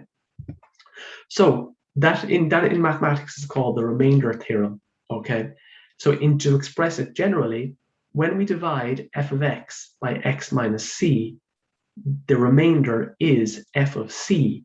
Okay? When we divide f of x by x minus c, the remainder can be found by f of c. But what happens if f of c is equal to 0? Okay? Well, when we say that f of c equals 0, in other words, we're saying there's no remainder. The remainder is 0. It divides in perfectly. So that means that if x minus c divides into f of x perfectly, then that is to say that x minus c is a factor of f of x. Okay? So that is ultimately the origin of the factor theorem. Okay? If f of c equals 0, in other words, if c is a root of f of x, then x minus c is a factor of f of x. Or stated in reverse, if x minus c is a factor of f of x, then f of c equals 0.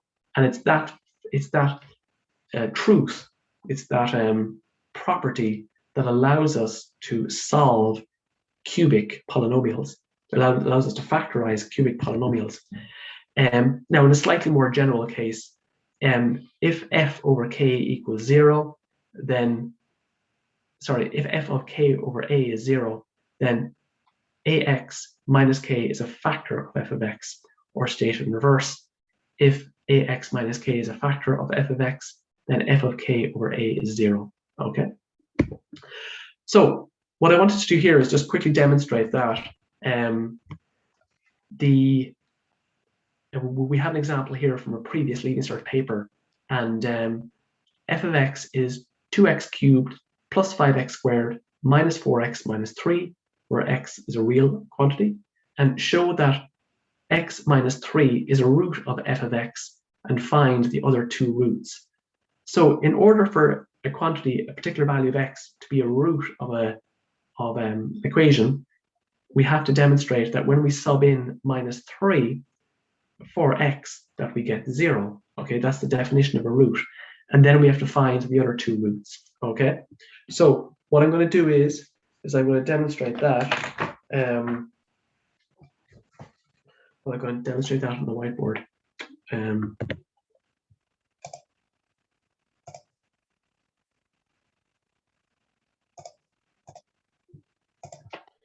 So we have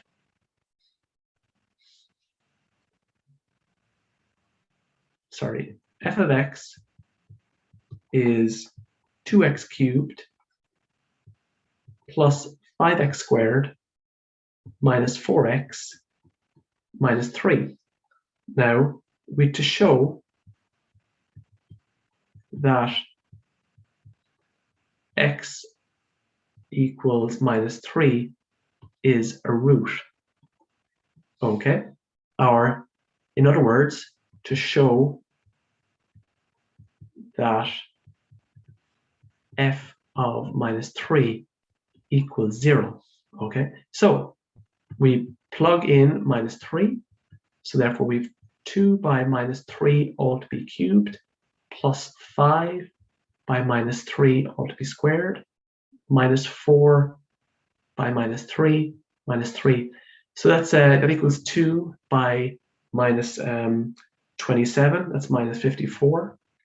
And we have 5 by plus 9, which is 45.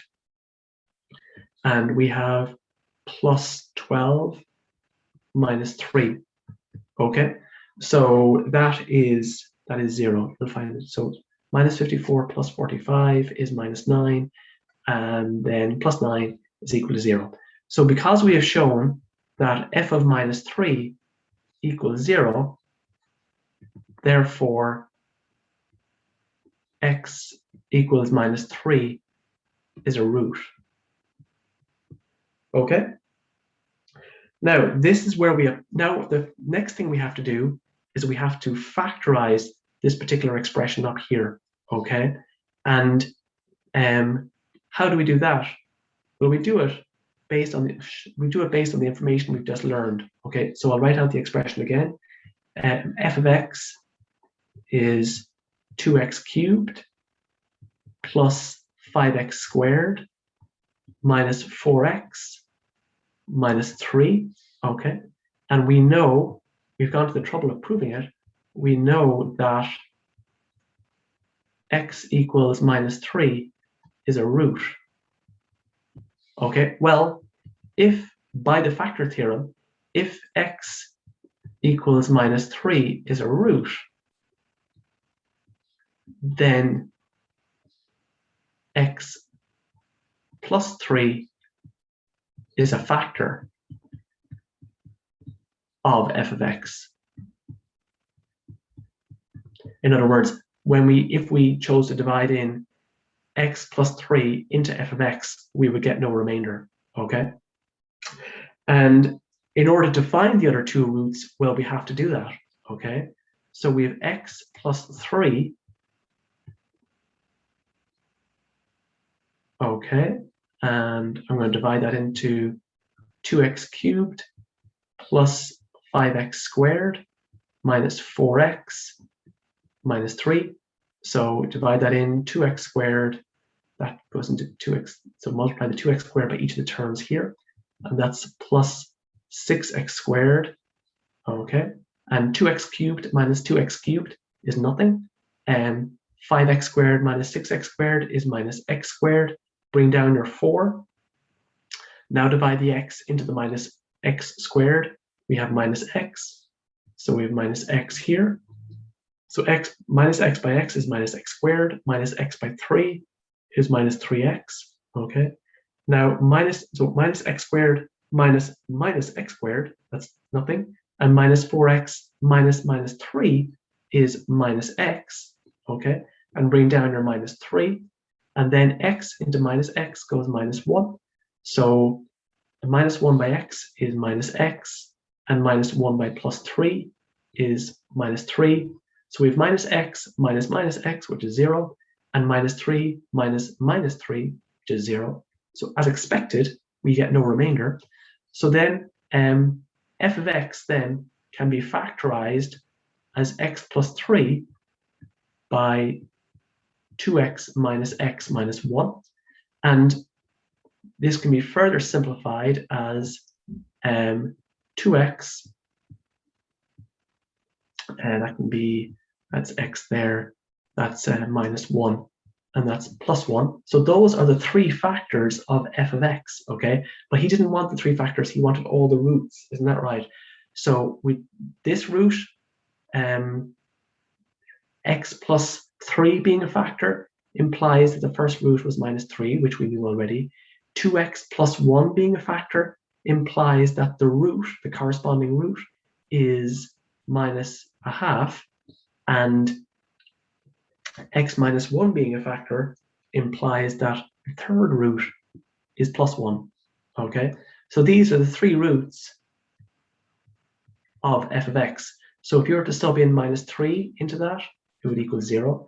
If you were to sub in minus a half into that, it would equal 0. And if you were to sub in 1 into that, it would equal 0. So we have factorized this particular cubic polynomial. Okay, and that was the intention of the question.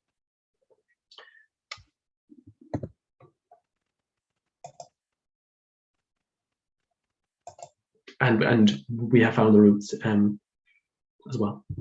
So just by way of just to recall that algorithm, just to recall that method, when we want to factorize a cubic expression, we have to find, in the last example, we were given one root. But for example, imagine if we were given no roots at all. Okay, well, where do we start? Well, we have to find one root to start with. So what we do is, by trial and error, we find one particular root. Let's say we find it. Let's say we found it as k. All right, and then by the factor theorem, because k is a root, we know that x minus k is a factor. Okay, so then what we do then is, as we did, we divide the x minus k into the cubic expression to get a quadratic, and then we factorize further. okay, because we're more comfortable sort of factorizing quadratics by eyeball. But ultimately, what value of k do we use? So what we do is, when we're unsure what starting value to use, we look at the final constant here, d, okay, and we actually try the factors of that d. So, for example, we saw in the previous expression that the d in this particular question was -3. What are the factors of -3? They're like -3, -1, +1, and 3. Okay, so there's 4 different avenues to check straight away. One of those will be a root. Okay, and my understanding is that on the course we're guaranteed that there will be one integer root of there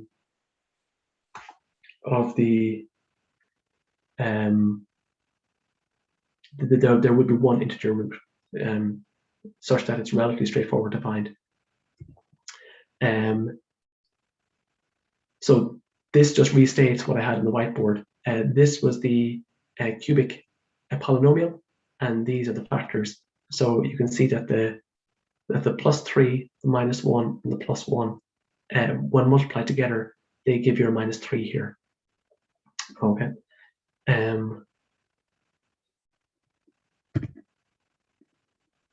There's a second such example that I want to do.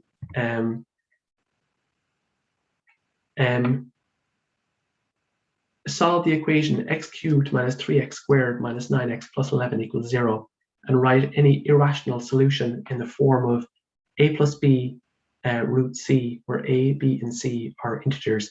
I have a poll question coming up, but there's just something interesting I want to flag. As you know, the letter z, script z, is used to represent integers, and the reason why z is used is that originally the mathematician who developed this was German, and in the German language, the term for count, because integers are the counting numbers, and in German, count is Zahl. It begins with the letter Z, Z-A-H-L. That's the actual word.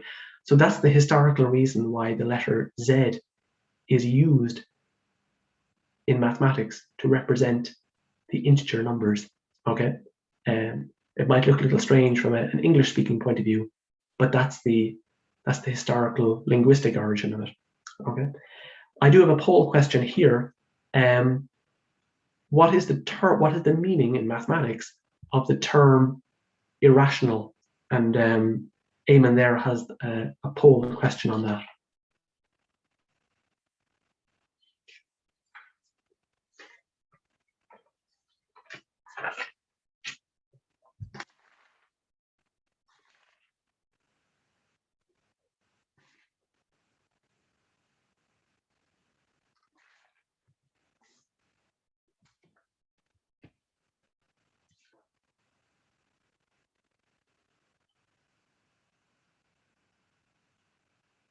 Yes, that's correct. 60%, a number that cannot be written as a fraction. All right. Yes, perhaps in an English sense, it means not logical or reasonable, but in a mathematical sense, it means a number that cannot be written as a fraction. Okay, so what I'm going to do is and I have another, well, I've probably given the answer to this already, but do you know what do you know what Z means? We'll just complete that poll there just for completeness.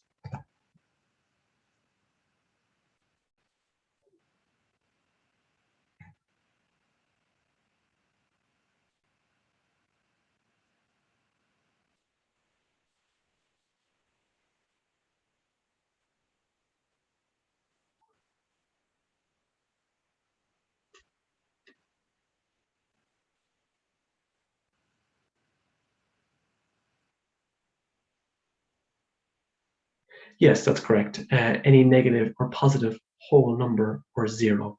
Okay, just to those who responded complex number, I believe the letter C, capital C, is used to represent complex numbers. And to those who answered 0 or any positive number, whole number, no, the integers include the negative numbers as well. So that's the distinction there. Again, the different types of numbers are explained in perhaps the earlier chapters of your book. There's generally a Venn diagram that shows kind of the interlocking relationships between natural numbers, integers, rational numbers, irrational numbers, and so on and so on. And it's often a very good Venn diagram to keep maybe printed out on your desk, because as you've seen, they come up in questions all the time when it said like x is an element of a real number, x is an integer. In other words, it just focuses your problem solving. It tells you what answer you should be getting. So if we take a look at this particular question here.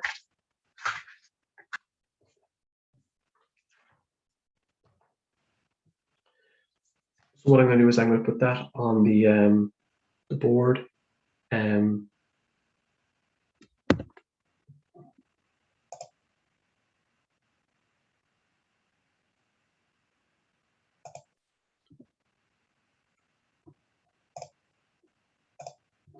So the equation was x cubed minus 3x squared minus 9x plus 11 equals 0. Okay, so we have to be able to solve the equation. In other words, find the values of x that satisfy this equation. So in order to find that, we'll have to find the factors of x. We will have to find the factors of that equation first. So as I said before, when starting off finding when starting off to find the roots, it's good just to take this last guy here and factorize it. So the factors of 11 are plus 11, minus 11, minus 1, and plus 1. So we're assured that one of them is a root of the equation. Okay. Now I can try f of 11, and I'll find that that does not equal 0. I just don't want to go through the computation of it now for purposes of timing, but perhaps you could demonstrate yourself that if you plug in 11 into this guy, you won't get the left-hand side equals to 0. Similarly, when you plug in minus 11, that won't be equal to 0. Similarly, when you plug in minus 1, that won't be equal to 0. So it may be that you have to go all the way to calculate f of 1, and that will be equal to 0. I'll demonstrate that shortly. But if you were doing this in an exam, I think it would make sense to choose minus 1 and 1 first and get them out of the way. Just experiment with them first, because who wants to be calculating 11 cubed in the middle of an exam? You know, one will go for the easier numbers straight away, right? So if we plug in f of 1, so we have 1 cubed minus 3 1 squared minus 9 by 1 plus 11. So that's 3, it's 1 minus 3 minus 9 plus 11. And does that equal to 0? Yes, it does. Okay, so therefore 1 is a root, and by the factor theorem, x minus 1 is a factor. Okay, so therefore we can divide x minus 1 into x cubed minus 3x squared minus 9x plus 11 on the expectation that there'll be no remainder. So we divide that in as before. Okay, and x cubed minus x cubed is nothing. Minus 3x squared minus x squared is minus 2x squared. Okay, and then x into minus 2x is x into minus 2x squared is minus 2x, and bring down your minus 9x. So minus 2x by x is minus 2x squared. Minus 2x by minus 1 is plus 2x.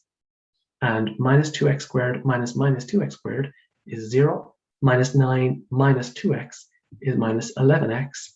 And bring down your plus 11. And then x into minus 11. X goes minus 11. And so multiply that out. So we have minus 11x plus 11. And so it's minus 11x minus 11x. That's 0x. 11 minus 11 is 0. Okay. So we're left with x squared minus 2x minus 11. Now, the factors of this don't jump out at us straight away. So we have to use the minus b formula. So a equals 1, b equals minus 2, c equals minus 11. So what we do is we plug the values into the minus b formula. So that's b squared plus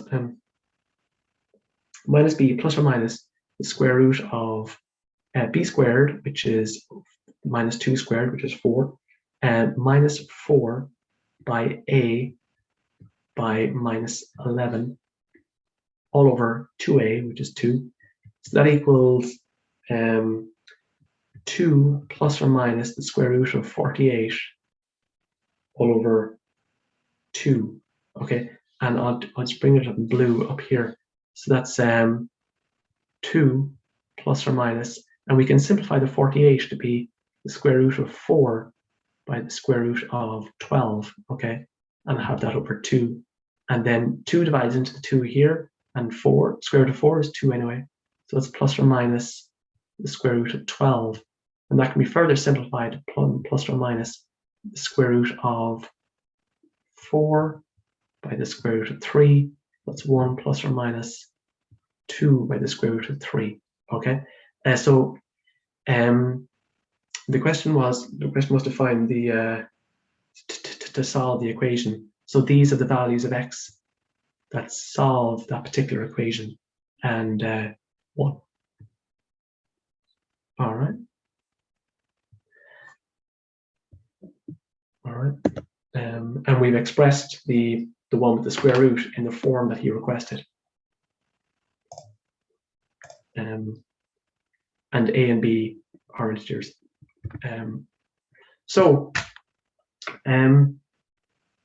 Just as there was a method of predicting what the shape of a cubic polynomial of a quadratic is, so too is there a method of predicting what the shape of a cubic polynomial is.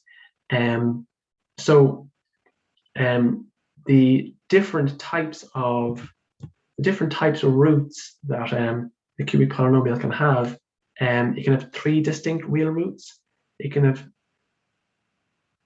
Sorry, I'll start again. I said that there was a way of predicting what the 3 roots of a cubic polynomial is. There's not. It's not in the course anyway.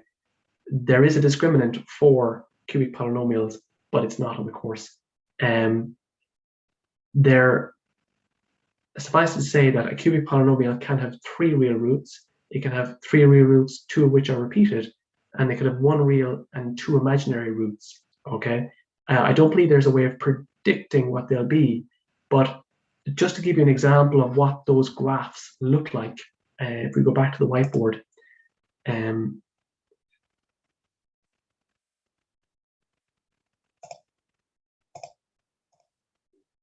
so this is the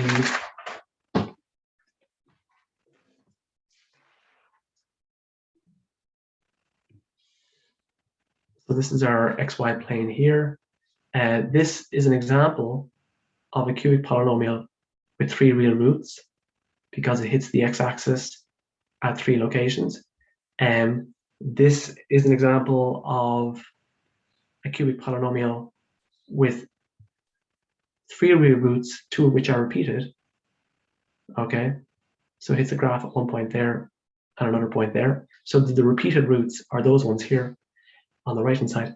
And then finally, there's a cubic polynomial with 1 real root and 2 imaginary roots. Okay, so the 1 real root is here because it hits the x-axis at only 1 location, and this part of the graph corresponds to the complex roots. Okay, so as I say, the discriminant is not on the course. I believe it exists at university level. But those are the different types of cubic polynomials that you'll get in terms of how they interact with the x-axis.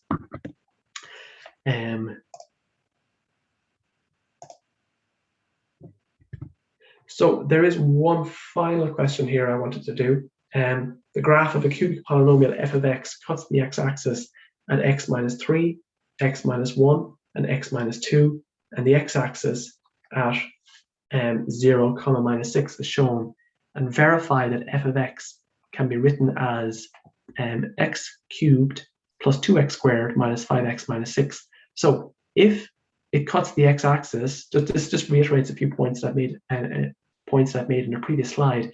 If it cuts the x-axis at minus 3, minus 1, and 2, well, then the factors of that polynomial are x plus 3, another factor is x plus 1, and another factor is x minus 2. And if you multiply each of those three factors together, you'll get x cubed plus 2x squared minus 5x minus 6. Okay? And then just to use the last piece of information, just to draw that in, just to pull that in, he said that it cuts the y-axis at 0, minus 6. So in other words, if you were to plug in 0 into that particular polynomial, the expected value, the expected output would be 6. Okay? And sorry, the expected output would be minus 6. And that is the case here. So when x is 0, all these three terms fall off, and we're left with f of 0 is minus 6. So I mean here that we've justified the three features of, well, we've justified each of the four pieces of information that we've been given about the graph. Okay, this is part, as you can see here, this is part A, and this is part of a wider question in that particular Leaving Cert paper. What he'll do is parts B and C will ask you about these turning points here. In other words, you have to identify the location of them. So you're bringing in calculus for, as you know, the slope of the tangents to those particular points is 0. So you have to identify those turning points, and you have to identify the nature of those turning points, whether they're a maximum or a minimum. So basically, in this question, you're justifying what is presented in the graph with the underlying algebra. Okay, and so I think I'll call it there. It's 12:30. The important thing with the algebra is, as I say, there's one thing I want to pick up on is the cancellation. Okay, I dealt with it before the break. It's a new addition since the iteration of this particular presentation from last year, and I'm just conscious of the fact how cancellation as a step can be entered into rather lightly. It's just one just has to be careful of understanding what I'm doing when I do cancellation. You're basically dividing above and below by the same thing. Therefore, that same thing has to be factors. I think that's an important detail. As always, throughout the mathematics, just be careful with signs, be careful of indices, right? In the Heaton exam, those issues can be made. And be careful too when developing the simultaneous equations with 3 variables and simultaneous equations of 2 variables. Just keep to your method. Keep to your method. Label the work each time. Label your equations A, B, and C, and D, and so on, such that you won't go wrong, or the chances of going wrong will be minimized when you lay out your work clearly and you label it clearly, both for yourself and for the examiner. At the end of the day, just in terms of exam technique, you have to remember that the examiner, next June or July, will be looking at 30 exam, or more than 30, 100 exam questions, exam papers, which will all be substantially the same. Okay, all the same questions have been answered in pretty much the same way. It's different to when an examiner is answering an English test, for example, because you'll have 100 essays and all the essays will be completely different.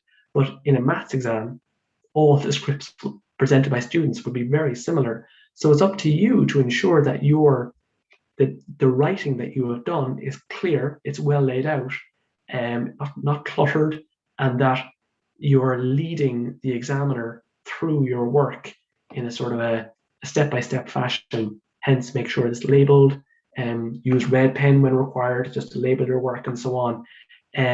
It's all about making the examiner's life just a little easier, okay?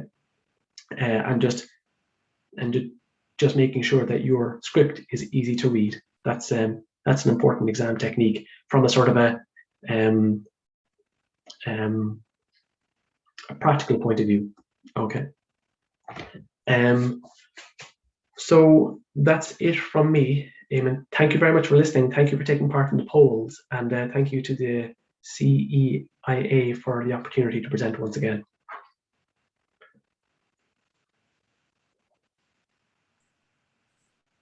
Thank you, Paul, for a very nice and clear presentation. I've summarized some of the resources you highlighted. Michael Penn, number file 3blueandbrown, and desmos.com. So I think that's all for this week. Thank you to the attendees, the students. Hopefully you got something out of it, and hopefully we'll also see you back here next week for the Algebra 2 numbers and the complex numbers in Cartesian form. So that's all for now. See you next week. Bye for now. Thank you very much.